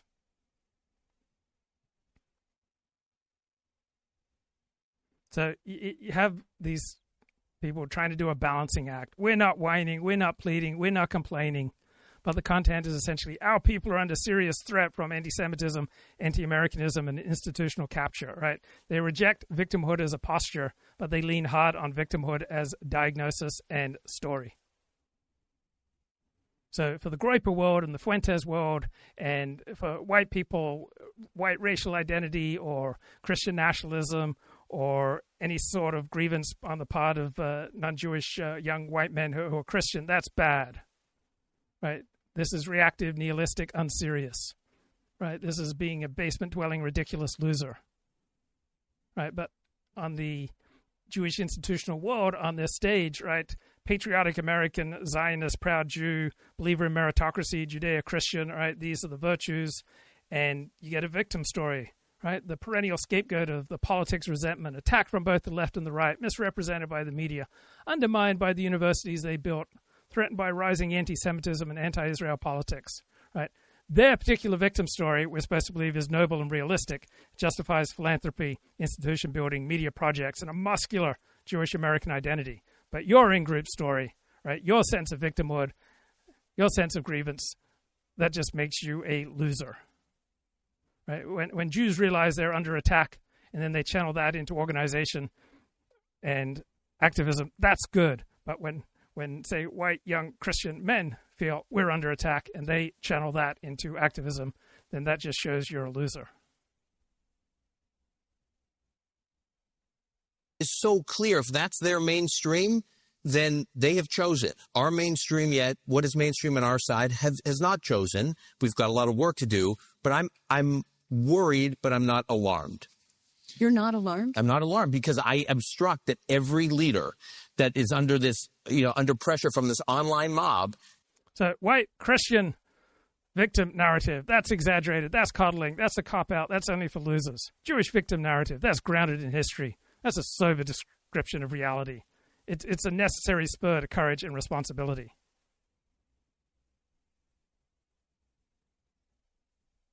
Is still standing strong. Who has fallen? No one has fallen. I'm not saying. But what does it mean that the Vice President of the United States had Tucker Carlson on his show when he hosted Charlie Kirk's show? What does that mean? I am patiently waiting for the Vice President to come out like a number of other leaders have come out in recent weeks. I do think that there's comfort to be had in the fact that elected leaders have acted in such a patriotic American way, rejecting the politics of scapegoating. That is something that should give us some hope. But I think that the thing that, at least as I read Rod's haunting reporting, that he points us to is a danger among the young. Ben, you have been able to speak into the lives of young men in America as well as anybody. Tell us. So what would someone who's neutral on Jews, how would a normal American react to this video, right? They'd be bewildered. Why is everything about anti-Semitism? Right? If they know Jews, they recognize that the Jews overall occupy a privileged position in the United States, right? A normal person would think, why do these people see anti-Semitism everywhere, right? Are these really the biggest threats? Right? It would feel incredibly tribal and insular and racial. Right? The panel keeps returning to Jewish victimhood, Jewish grievance, Jewish anxiety, no matter the question. Right? The whole event is in a different language than what a normal American would be familiar with. It's all about Zionism, Jewish philanthropy, Jewish day schools, Israel's military. Right? A normal American would have no intuitive feel for this ecosystem, would feel like watching a competent conversation from a world they don't live in. They'd notice that Ben Shapiro is really harsh on the Groper kids, but soft on his own tribe. Right? They'd notice that he mocks white Christian guys for victimhood, but then spends the rest of the panel describing Jews as besieged, misunderstood, misreported, scapegoated, isolated, endangered. Right? A normal viewer doesn't have to side with Nick Fuentes to feel the asymmetry. They think he's letting his own group's fears count as reality. He dismisses other groups' fears as excuses. A neutral viewer would think that Bari Weiss is smart and ambitious, but she would feel like her mission feels self-appointed. She feels like she's taking stewardship of CBS News in favor of a foreign state. A regular American watching this video would think it's kind of weird how much they talk about America when their real concern is Jews. Right? Every big American category is recast through a Jewish lens. American decline, threat to Jews, American youth, danger for Jews, American politics, anti-Semitism rising, American foreign policy, Israel central, American civic renewal comes through Jewish schools and Zionism. This is how all tight-knit groups talk amongst themselves, but to an outsider, feels like they're mapping their tribe's internal anxieties onto national politics, and they're treating it as universal. And the villain list feels incredibly tribal. They would notice how quickly the conversation sorts everyone into good, meaning Zionists, Jews, Israel, normie conservatives, the responsible elites, the 75%, bad, Nick Fuentes, Tucker, Andrew Tate, the Squad, the Woke, Zohran Mamdani, the universities, TikTok, Europeans, third worldism, anti-meritocracy. Right? They would think this is not a neutral civic discussion. This is a group defending its interests in America. Nothing wrong with that, but it's not presented this way. Right? Or the praise of Israel. Right? If you're not Jewish, not particularly concerned with Israel, it would seem a bit weird. The philanthropic concerns are exclusively internal. Right? This has nothing to do with America at large. This is about tribal preservation. Right? This feels like a board meeting, not a public debate. Right? An outside viewer sees wealthy donors, elite journalists, top right-wing influencers, institutional leaders, a moderator who shares all the same assumptions. Right? It would come across as an internal family meeting. So a non-Jewish American without strong opinions on Jews or Israel would walk away thinking these are smart, articulate people. They have real concerns about their own tribe. They're very invested in their own tribe. They see anti-Semitism as the root explanation for everything. They moralize about their group's vulnerability, but they scored everyone else. The entire conversation is Jewish-centered, but pretends to be about America. This is a high-status elite subculture defending its tribal interests. This is not some kind of neutral analysis of America. Right? Interesting people speaking from inside their own bubble. This isn't about America. This is about themselves, which is fine. I mean, you started to tell us the attraction that they have to this nihilism, but tell us what we should understand, not about, thank God we have Speaker Johnson. What about the 20-year-olds who are trying to find their way in this movement and in this country? So, I mean, I think thank God we have Speaker Johnson. Thank God we have our institutions. Thank God we have the President Donald Trump. Thank God we have so much power and influence. there are a few factors that are playing into this. One of them I discussed already, which is sort of this reactionary backlash to a feeling that if you grew up under Barack Obama-ism and followed by Mamdani-ism, you're reacting to that, and you react in the most nihilistic possible way. The other truth is that one of the things that distinguishes President Trump from other members of his administration, shall we say, is that President Trump is not too online. He's actually very not online. He doesn't actually follow what's going on in X at all. He will get literal printouts of mainstream media outlets, right? People will print out actual online outlets like the Free Press, and they will put it in front of him in order for him to read it, right? So that because of that, his disconnect. So was it a couple of weeks ago, 6 Democratic politicians put out a video saying that if you're in the U.S. military, you don't have to follow illegal orders. Let me play some. I'm Senator Alyssa Slotkin. Senator Mark Kelly. Representative Chris DeLuzio. Congresswoman Maggie Goodlander. Representative Chrissy Houlihan. Congressman Jason Crow. I was a captain in the United States Navy. Former CIA officer. Former Navy. Former paratrooper and Army Ranger. Former intelligence officer. Former Air Force. We want to speak directly to members of the military and the intelligence community who take risks each day to keep Americans safe. We know you are under enormous stress and pressure right now. Americans trust their military. But that trust is at risk. This administration is pitting our uniformed military and intelligence community professionals against American citizens. Like us, you all swore an oath to protect and defend this Constitution. Right now, the threats to our Constitution aren't just coming from abroad, but from right here at home. Our laws are clear. You can refuse illegal orders. You can refuse illegal orders. You must refuse illegal orders. No one has to carry out orders that violate the law or our Constitution. We know this is hard and that it's a difficult time to be a public servant. But whether you're serving in the CIA, the Army, or Navy, the Air Force, your vigilance is critical. And know that we have your back. Because now, more than ever, the American people need you. We need you to stand up for our laws, our Constitution, and who we are as Americans. Don't give up. Don't give up. Don't give up. Don't give up the ship. So Mark Halperin has said, why the hubbub about this video? They're just telling people not to follow illegal orders. And this is a trait that I notice in elite discussions and in the mainstream media all the time. So they have a preference for taking everything literally. So on the denotative, the literal meaning of what they're saying, there's nothing objectionable. They're saying don't follow illegal orders. But words don't just occur in a vacuum. They occur in a context. And the context for this is that they are encouraging disobedience to the Trump administration. And from a Republican perspective, it feels like they're pushing sedition. So you'd understand why people who aren't on board with these Democratic politicians would be concerned. The FBI is now seeking interviews with the Democratic lawmakers who said to the military, if there is an illegal order, don't follow it. Aren't folks in the military not supposed to follow illegal orders? So this is an issue where obviously you're going to have two groups of people that see this completely differently. I mean, when I saw that video, I was outraged for the president because it's obvious what the Democrats were trying to do.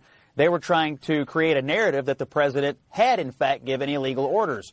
Nobody's yet named an illegal order. All the people in the video went on TV and got asked, what are the illegal orders? None of them can name an illegal order. Alyssa Slotkin, who's supposed to be the moderate and the smart person in that group, said, well, you know, we have this movie, A Few Good Men. I mean, it was so unserious, but the point was clear. They're trying to program their political party, half the country, into believing that the president has given an illegal order, which has not happened. And so he's outraged. Every Republican that I know is outraged. The legalities of this, the investigatory part of this, I'm less sure about.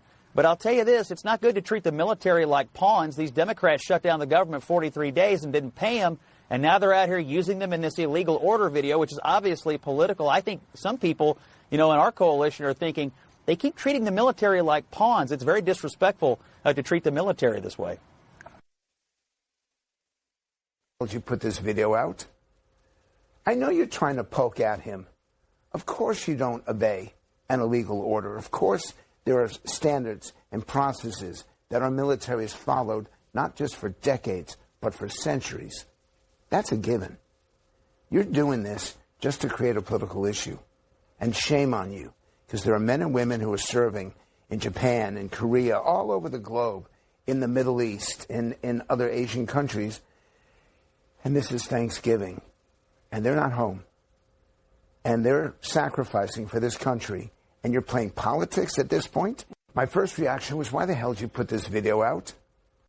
Right, so the literal denotative meaning of the video is no big deal, but words don't just fall in a vacuum, right? The connotative meaning was a hand grenade, right? It felt like an instigation to resist the direction of the president. So connotation beats denotation when trust is low, and the connotative meaning is what Republicans heard. The denotative meaning is probably what people on the left heard. And Mark Halperin admits he underestimated the depth of the reaction, right? He assumed that people were putting on their outrage. They weren't, right? It would be normal if you are on the right to feel provoked at a pre-rational level. And I didn't get why Halperin didn't get it. But he just didn't get it. So you see this all the time in the news media, that the MSN tends to take people's words literally, denotatively, and when they don't, usually it reveals their bias. So mainstream media focuses on being the sober interpreter of literal meaning, but it will toggle between denotative, the literal meaning, and connotative, the meaning within a particular context, depending on who is speaking and what story it wants to tell. So it will clean up quotes to make them sound more impressive for a person on the left, but they won't clean up quotes to make someone sound more impressive for somebody on the right. So if the media is sympathetic to someone, they will grant their words the most literal or the most charitable reading possible. If it advantages them, they will treat the language like a legal contract or focus on what was said, not what is implied. And so Republican outrage over refuse illegal orders gets treated as unserious because the literal meaning is unobjectionable. When activists chant dramatic slogans, right, the media urges the audience to separate the rhetoric from intent, right?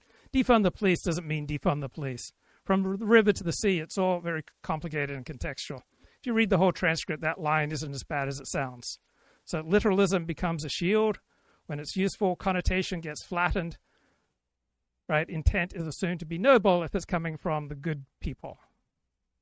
When the speaker is someone that the media distrusts or considers dangerous, then suddenly the media pivots to connotation. Everything becomes subtext. Everything becomes coded. Everything becomes a threat. So Trump tends to get read connotatively every time. A stray exaggeration becomes a plan. A half-joke becomes a doctrine. A sloppy metaphor becomes a blueprint for fascism. Even when the denotative meaning is trivial, the connotative meaning will be inflated into a headline. So if Trump says, fight like hell, that's incitement. Take our country back, that means white identity politics. Right? Drain the swamp, that means fascist purging. So when the media trust speakers, that they only mean what they literally say, then they just give them their audience the literal meaning. So the media trusts some people, it doesn't trust others. So the press makes judgments, and then it decides what register to use. So trusted speakers, read them literally, unless you need to read them connotatively. So this is corrosive to trust. Right? People feel gaslit when only one side's connotations are taken seriously, and only one side's denotations are taken seriously. Right? People start watching not just the facts, but the interpretive frame. People start to realize that meaning is now adjudicated by a tribe, not by the text. Right? The literal meaning of this video was entirely defensible. The connotative meaning was provocative. And the press insists, oh, we're just following the literal words of what these people said. And on the Republican Party, which is almost to the point where it's just useless, and I'm going to have to oppose it because I hate them too much, but because they're such betrayers. But anyway, in the Republican Party, it's like, you a socialist? Are you from Mondani? No, not really a socialist. Just, I don't want any more dollar stores. I don't want high density housing in my neighborhood. I don't want any more fucking strip malls that nobody goes to. No more karate studios and vape shops. Like, how about no? Oh, you socialist? You don't believe in the free market because you bribed a fucking county commissioner to build more garbage? You don't even live here? Mm-hmm. In a normal society, we'd like burn your strip mall down. You can't do that here. You can't turn my women into prostitutes. Sorry, OnlyFans. And you can't destroy the landscape that I live in. No. How about no? That's not crazy, is it? No, it's not. I mean, no. And you can't take all my tax dollars and then refuse to do anything about child molestation. Like, the whole reason you exist, county commissioners, is to protect my daughters from getting molested. But you won't because, like, why? So Richard Hanania has this interpretation. Tucker just wants to shut down all businesses if he doesn't like how they look. Socialists at least feel compelled to give reasons for their positions, even if wrong. This is just stream of consciousness bile. I don't think it was stream of consciousness bile. That was a message that I felt it connect, and I'm sure for millions of people that type of message would connect. Tucker was not speaking there about a political platform. He wasn't speaking about policy. He was speaking about a narrative. He was speaking about how he experiences life. So Steve Saylor reveals that he got cataracts. I didn't realize that he got cataracts, but now he apparently sees fine for the first time in 60 years. So B&H has insanely good customer service. It's like the Chick-fil-A of the photography world. So normally Hasidic Jews running camera companies out of New York City are not known for their great customer service, but B&H apparently is an exception. In the PISA database of leading countries, developed countries, migrants and the children of migrants score worse on average than natives in all first world countries, except for Australia and Canada, which have a selective immigration system where they only want to bring in those who are more likely to contribute to the country. So you often hear the talking point that migrants score better on tests than natives. Well, it's not true except in Australia and in Canada.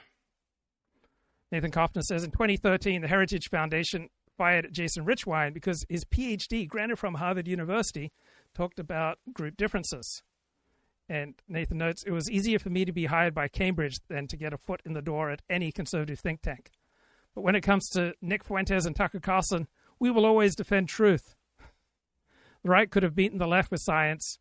Those were unacceptable terms for conservatives. In their heart, they are medieval peasants who recoil at science as if it were witchcraft.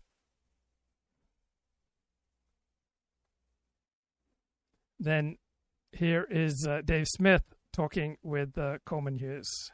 We also have a 4-star general who's on record saying that he saw these plans, that they were going to go overthrow all of these governments. But why is it then that I got 4-star General Wesley Clark, Supreme Commander of the NATO forces? Why is it that he told me that he saw the plans? We know this because the 4-star General Wesley Clark himself said that he was out of power at the time, but he went to the Pentagon and he said that he saw plans. How come I have 4-star General Wesley Clark telling me 10 years prior that we had already made the plan? This has been confirmed by 4-star General Wesley Clark that we were going to topple 7 countries in 5 years. Wesley Clark's 4-star general. He was the head of NATO, and he told Amy Goodman on Democracy Now! That he saw in late 2001 what is become known as the 7 wars in 5 years. That the plan from the neocons in the government was that we were going to overthrow all these governments in the region in the next 5 years. Let's talk about this Wesley Clark memo that he never saw. Okay, so 4-star General Wesley Clark. He never saw it? Yeah, he says so in the C-SPAN interview. You don't remember this? He's talking about it. He says that this guy. He said, I just got this down from upstairs, meaning the Secretary of Defense's office today, and he said, this is a memo that describes how we're going to take out 7 countries in 5 years. I said, is it classified? He said, yes, sir. I said, well, don't show it to me. Rumsfeld, whose sometimes abrasive approach often alienated other cabinet members, produced 20 to 60 snowflakes, these memos, snowflakes a day, 20 to 60 a day. Regularly poured out his thoughts in writing as the basis for developing policy. Every once in a while, one of these ranting Rumsfeld notes to Condi would come. You can almost hear the eye roll. Like, this dude Rumsfeld is drowning us in his little thoughts and his stupid memos. Do you have any evidence that this memo was actually important as opposed to one snowflake in a shifting strategy of 60,000? The fact is that much of what he said came true, and that's what makes it interesting. That's how we're going to take out 7 countries in 5 years. And that this was part of a strategy to overthrow 7 governments in 5 years. And all of them except one have been done. It's literally, he names 7 countries, and there's 1 to go. And that one, by the way, happens to be the one that Donald Trump is flirting with a war with right now, Iran. All the rest of them have happened. Starting with Iraq and then Syria, Lebanon, Libya, Somalia, Sudan, and finishing off Iran. 3 of the countries out of 7, almost half the countries have not done regime change, let alone within 5 years, let alone in the specific order prescribed by the memo. And not to mention, we did do regime change in countries not on the memo at all, like Liberia. So there's actually no variable from the memo that actually matches our foreign policy. And Coleman, my argument here isn't that, again, I'm not saying that memo came to life and exactly what was written down on that has happened. Of course, there were more memos. Of course, there were more decisions that were added in afterward. I'm saying that a 4-star general said the decision had been made, that he had sources in the Defense Department. His sources in the Defense Department. Who is basing it on what? The memo. There might be lots of memos that go out every day, but a memo that says we're going to topple 7 countries in the next 5 years, a pretty big memo. That's not just one of the regular memos. That's the point. Evidence it was a big memo? Your only evidence is the guy who never read it. You realize how ridiculous this is. You couldn't, if you were a historian writing a book, you'd have to cut this out of the book because you're relying on the hearsay of someone that never even read the document, much less you or I have never read the document. And we know that they were writing 60 documents a day that Condoleezza Rice was putting in the trash. It's a ridiculously low bar of evidence you'd have to consider this memo and everything implied by it important. I mean, I don't know how else to say this, dude. This just feels so nutty to me. I guess we'll just leave this up to people. Okay. And I'm not a historian writing a book. I'm a guy talking about these issues to the American people. So I don't know. You can decide whether you find that to be a pretty interesting story or not. Kofner says, a comic goes on the biggest platforms in the U.S., bobbing his head, spewing a conspiracy theory. Turns out it's based on misremembered information and factual errors. When called out, I'm not a historian writing a book. I'm a guy talking about these issues. And there's a post on X. I hope Israel and its supporters realize no matter how many weirdos they pay to spread their nonsense, they will never erase this image from our brain. And the image is of a devastated Gaza City. Kofner says, that's the whole point. First time in 2,000 years, there are now consequences to killing Jews. With this image in their brains, people might think twice before they try to do it again. So the primary thing that keeps people from launching attacks like October 7, 2023 is the danger of this type of retaliation. Right? No country can afford to keep up enough armed forces on their borders to protect against this kind of insane attack. The main deterrence is what will happen if you attack someone. Of rent-controlled properties are being lived in by people who weren't even born in the country? What kind of system is this? We bring in people from foreign countries, and then we pay to lower the cost of their housing, while people who were born here have to pay higher prices. 40%? That's a pretty good point. Stephen tweets, this is the great lie of mass migration. You're not just importing individuals, you're importing societies. No magic transformation occurs when a failed state crosses borders. At scale, migrants and their descendants recreate the conditions, terrors of their broken homelands. Some truth there, but Richard Hanania, I'll give him credit, he did have a good response. He says, look at this city on the southern Texas border with a comparatively low murder rate, and just across the border in Mexico, there is a city with just an astronomical murder rate. Also, so people don't just have one essence, and they then demonstrate that one essence wherever they go. Right? People are profoundly affected by a situation.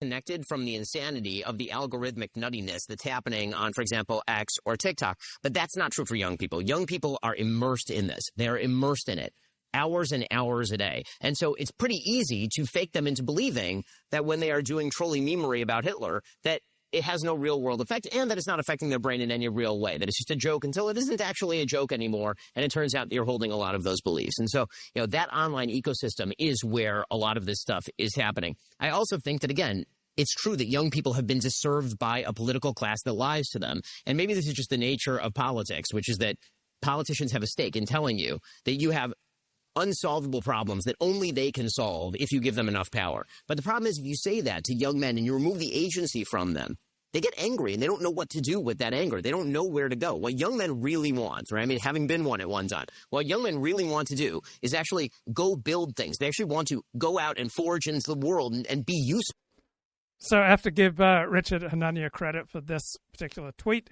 Says there's a city on the U.S. side of the Rio Grande called El Paso. It has a murder rate of 3 per 100,000. It's one of the safest big cities in the U.S. On the other side is Juarez, with the same demographic, where the murder rate is 71 per 100,000 and is one of the most dangerous cities in the world. So the idea that immigrants just always recreate their home societies here is not true. It is somewhat true in some circumstances, more true in others, less true in other circumstances. Oddity, that coincidence, in terms of Bari Weiss's prescription for how to save corporate media in general, CBS in particular, and just American discourse on the whole. But then the funniest part is the example that Bari Weiss gave for how we can revitalize interest in corporate media outlets that are dying, like CBS News. And she said, we have to get really charismatic people who can debate the issues of the day in a way that is very civil. They end up being friends after they're debating, but they're really charismatic, and the debates they're having are the kinds of debates that Americans want to hear in this very responsible and representative way of 75% of the audience, of the public. And the two people she has said as her example are the kind of people that need to be re-included into corporate media discourse as a way of being so charismatic that they represent the vast majority of the great middle, is Alan Dershowitz and Dana Leitch. Now, Alan Dershowitz, of course, is a lifelong Israel fanatic. He's, I think, 84 years old. I don't really think he's the person that a lot of younger people who have stopped watching corporate media feel they're craving for as a charismatic figure, to be able to watch CBS News in order to hear from again. And then Dana Leitch, I think I'm pronouncing her name wrong, and if so, I apologize. It's really not intentional. I think the reason is that she was a very big deal, like very relevant for about 6 seconds during the Obama administration. She became this new face of the NRA. She's very pretty. She walked around with all these guns all the time, attracted.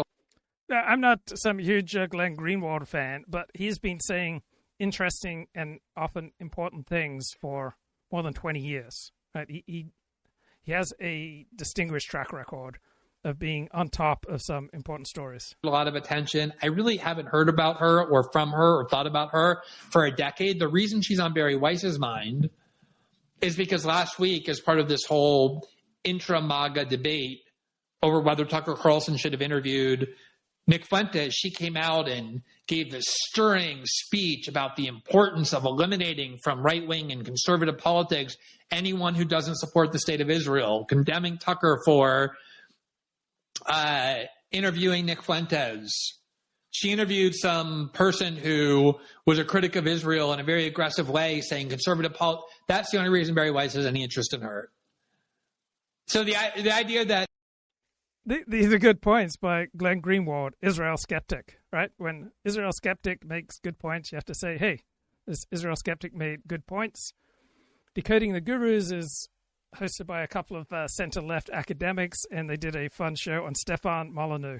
Stefan Molyneux, part one, a fun guy who was here to help. the element that you're noting. So if you genuinely...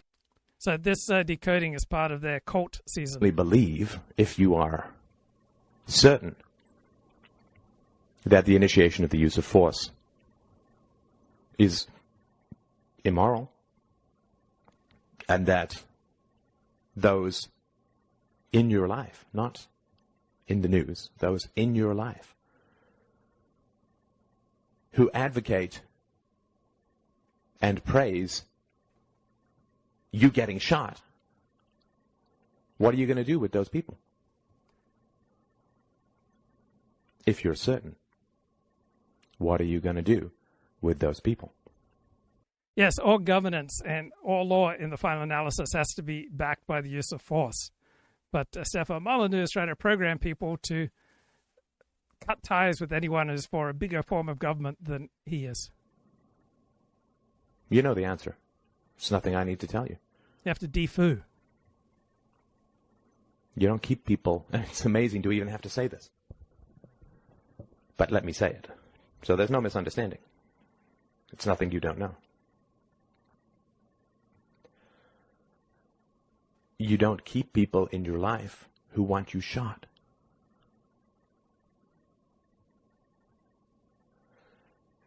You don't hang with people who want you shot.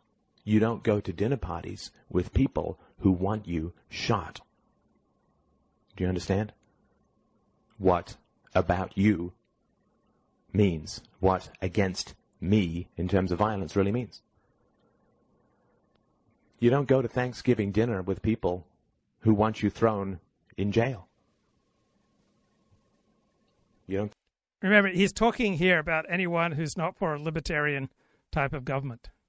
So he's promoting cutting ties with the vast majority of people. Go on little shopping excursions with a mother who wants you shot. If you do, and once you shot means someone who is okay with higher tax rates and more government intervention than you are. I mean, you can do whatever you want. But just now so you understand with real clarity. Real clarity. And remember, Stefan bills his community as the largest philosophical community on the internet. Right? This is highbrow philosophy. That if you sit down with somebody, look them in the eye and say, you support the use of violence against me? And that person says, yep. And then you say, great, let's go play some air hockey, right? Then you're a coward. Is that subtle? It is not subtle. Of course, listeners will know that a standard practice of cults is to separate people. Well, first of all, get them on board with a very totalizing philosophy spouted by the binary. Yes, no, they want you dead, or they agree entirely with your insane anarcho-capitalist rhetoric. Exactly. It's only a Sith deals in absolutes. Never was better advice given in a movie. But yeah, that is what they do, and they separate you from your family and your friends and all your social networks. Anyone really, on the grounds that the other people have not accepted the absolute truth. Yeah, Chris, I'm really seeing the benefit actually of us doing this cult season, because I think it is helpful to listen to these cultish figures like Keith Raniere and Stefan Molyneux back to back, and you hear the kinds of things they're saying. I mean, he is like a less sophisticated, less plausible cult leader than Keith Raniere, and I think that's why he was, he probably had less success, I think, but also didn't go to jail. Yeah, that's part of the issue, right? He's still around. He's Matt. A point here that I feel that's worth noting is these clips are quite old, right? They're from back in the day in the internet. These clips existed, and previously, notably Sam Harris and various other people were unable to determine whether Stefan Molyneux was actually like a problematic figure or not. Sam Harris notably, I think, talked for a year that he couldn't work out if the smears against Stefan Molyneux were legitimate or not. Like, it's not that hard to detect, right? It's not. We seriously need some water here. So, yeah, But so there you go, Matt. Little philosophy brain of yours to the table. Well, I suppose we can indulge you for a little while. I can't really go very far with it because, heaven forbid, we actually think about anything. But I certainly don't mind you tiring yourself if that's what you feel like.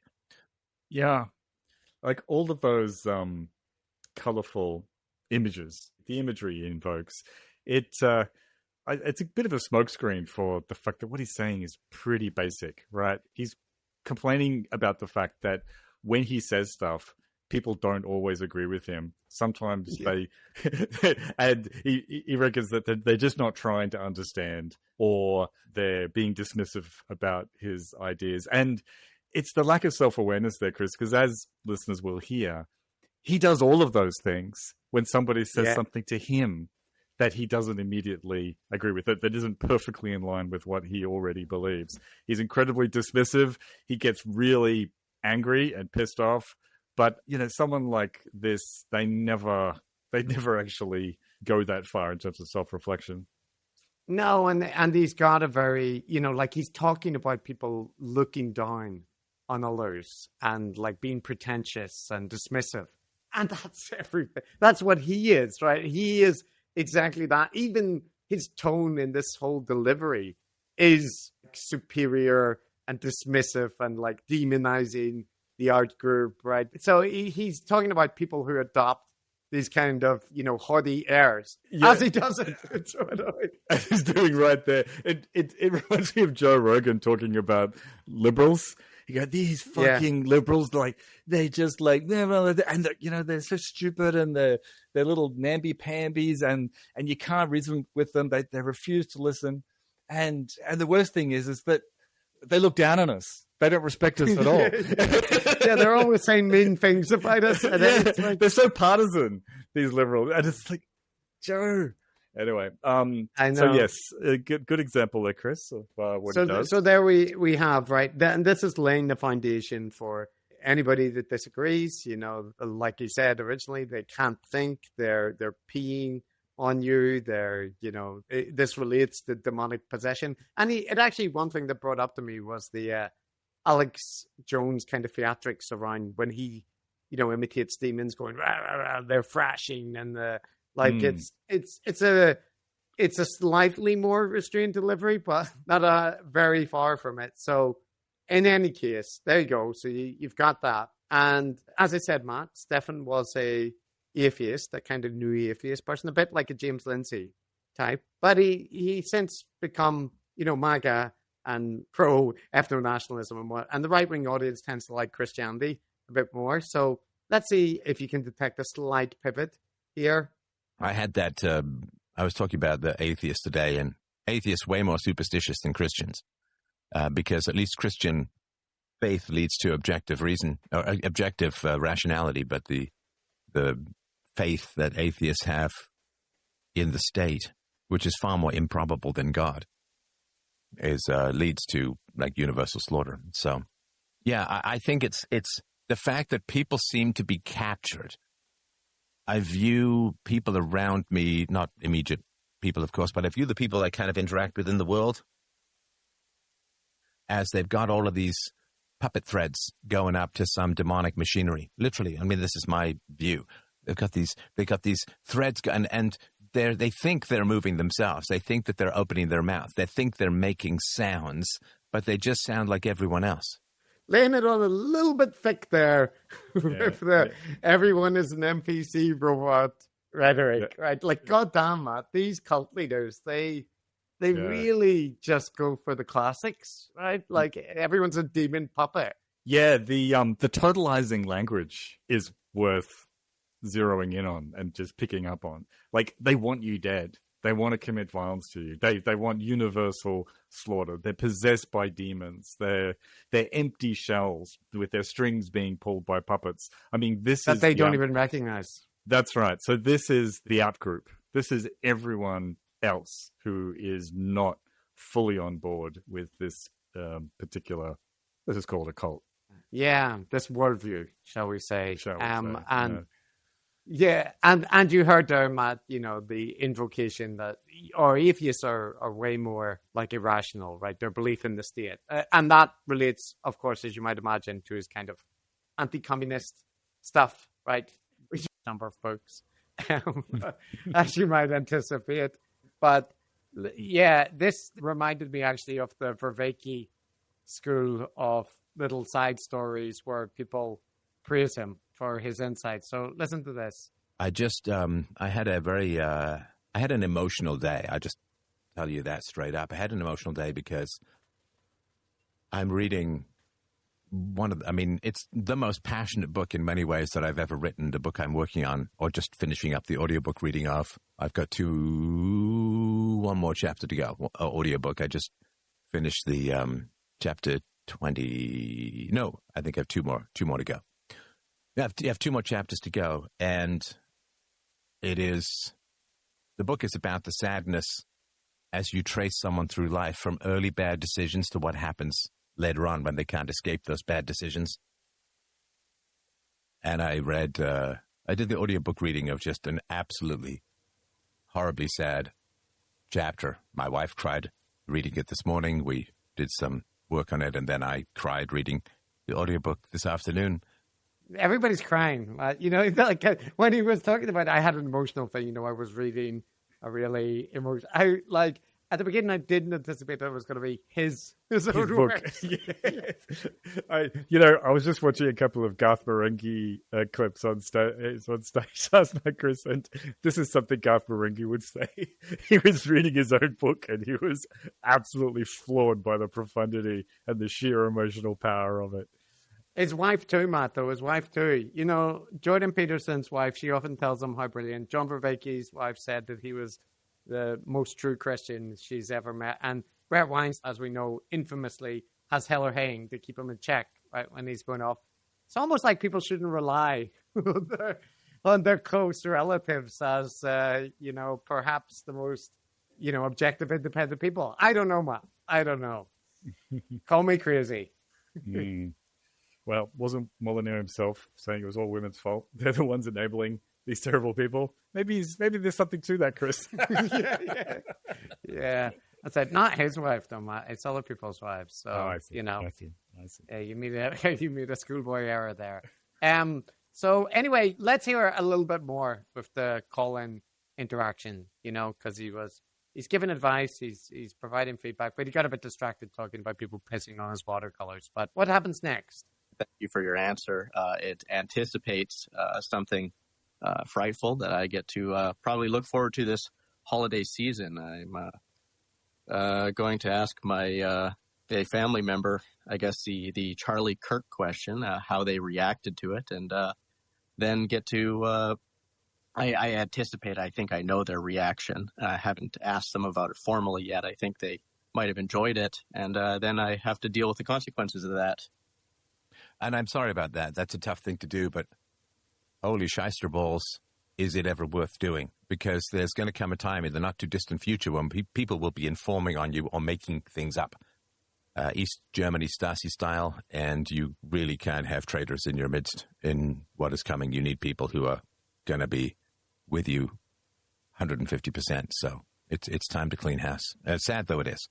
But if the party and the position of tolerance and humanity giggles over a father and a husband being shot through the neck and bleeding out, you're not breaking bread with people, you're breaking bread with demons in control of people. And again, I'm not saying this is a literal truth, but this possession thing, like the bird, like how the possessions, the bird hand, the wide eyes, the like all the little facial tics and the bird hands and the staring eyes and the piercings. It's all just like, yeah, the demon's got me and I ain't even fighting it anymore. You see these horror movies. Oh no, the demon has possessed a child. Fight, Stacy, fight. You're just like, nah, I'm good. Many of the big online talkers have done shows with Stefan Molyneux. Dennis Prager did. Douglas Murray did. Douglas Murray was happy to answer all questions until Stefan dropped a sentence about IQ and group differences. I'm happy to be squatting in the fetid lap of a smoky skinned demon. Yeah, just where I want to be. It's perfect. Yeah, I couldn't be better. Things couldn't be better. Yeah, I'm actually a little bit triggered by that. The Charlie Kirk thing.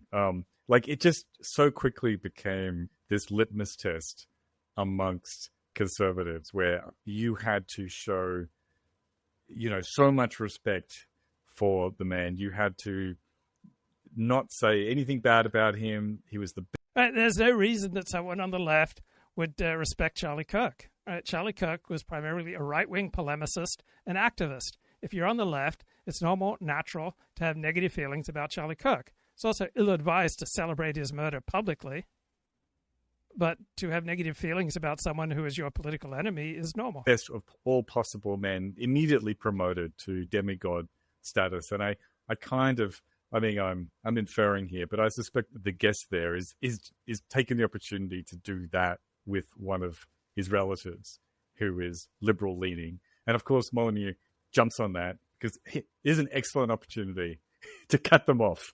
You pin them down, you make them say their loyalty oaths about Charlie Kirk. And if they don't meet the standard, then you cut them off because they're possessed by demons. And in the Civil War or the Revolution or whatever apocalyptic thing is coming, you need to sever all ties. Ugh, he's just yeah.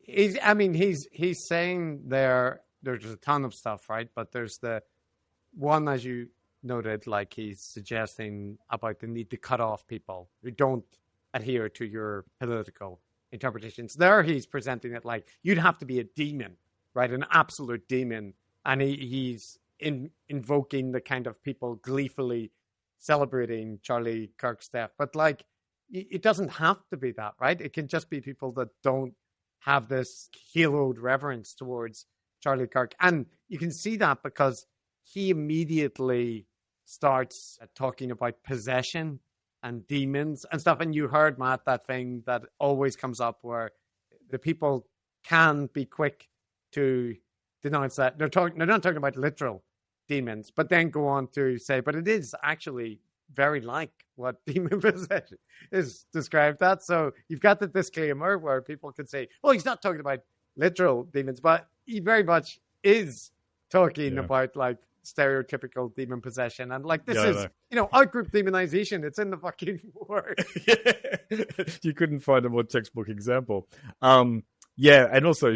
So these guys are on the left, I'm on the right, but you often get clarity from your political opponents because they don't have your same loyalties and sensitivities, and they can call out BS when one is perhaps constitutionally more reluctant to do that for a warrior on your own side. Shades of Pajot and Peterson and InfoWars guy. Alex Jones, yeah, absolutely. Alex Jones likes to invoke people being possessed by literal demons. But I mean, as we'll hear in other clips, Molyneux, it's all. And so this is towards the end of the call. Let's hear a little bit more. And the superiority when people get beyond reason and they're beyond the reach of reason or compassion, humanity. We are nothing if we don't reason. We do not inhabit our humanity if we don't reason. When somebody doesn't reason, doesn't listen to reason, doesn't listen to reason or evidence, they're telling you straight up. Reason is useful. Reason has its place, but there are all sorts of other reactions we have that are often more useful to us and more valuable and more important than reason.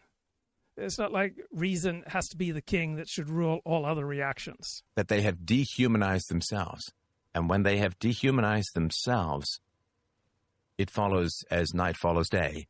They will dehumanize you. They will dehumanize others. They have become machines of murder.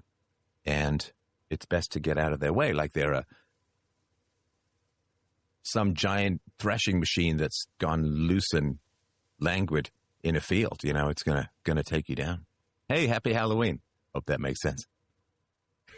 Yeah. He sure does love his evocative metaphors, doesn't he, Chris? A giant thrashing machine that's gotten loose and gone languid. The languid was a curveball in a field. Machine of murder. And I like the, hey, happy Halloween.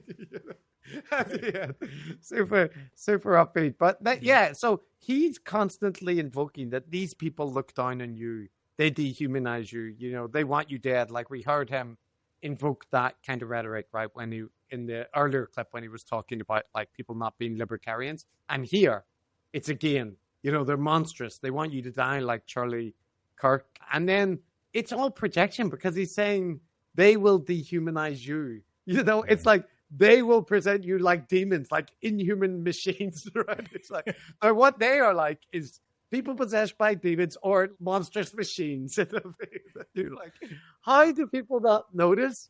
Like, you know, the blatant double standards. It's shocking.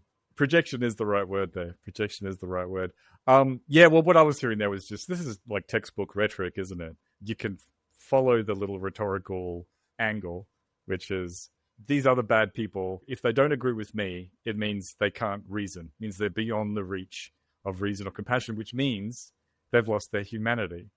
And because they've lost their humanity, they've become these demons, and they will straight up murder you if they get a chance. So we have to, it's perfect example of rhetorical language. Okay, I'll be back in less than 2 hours to talk to philosopher Ronnie Goldman. But for now, bye-bye.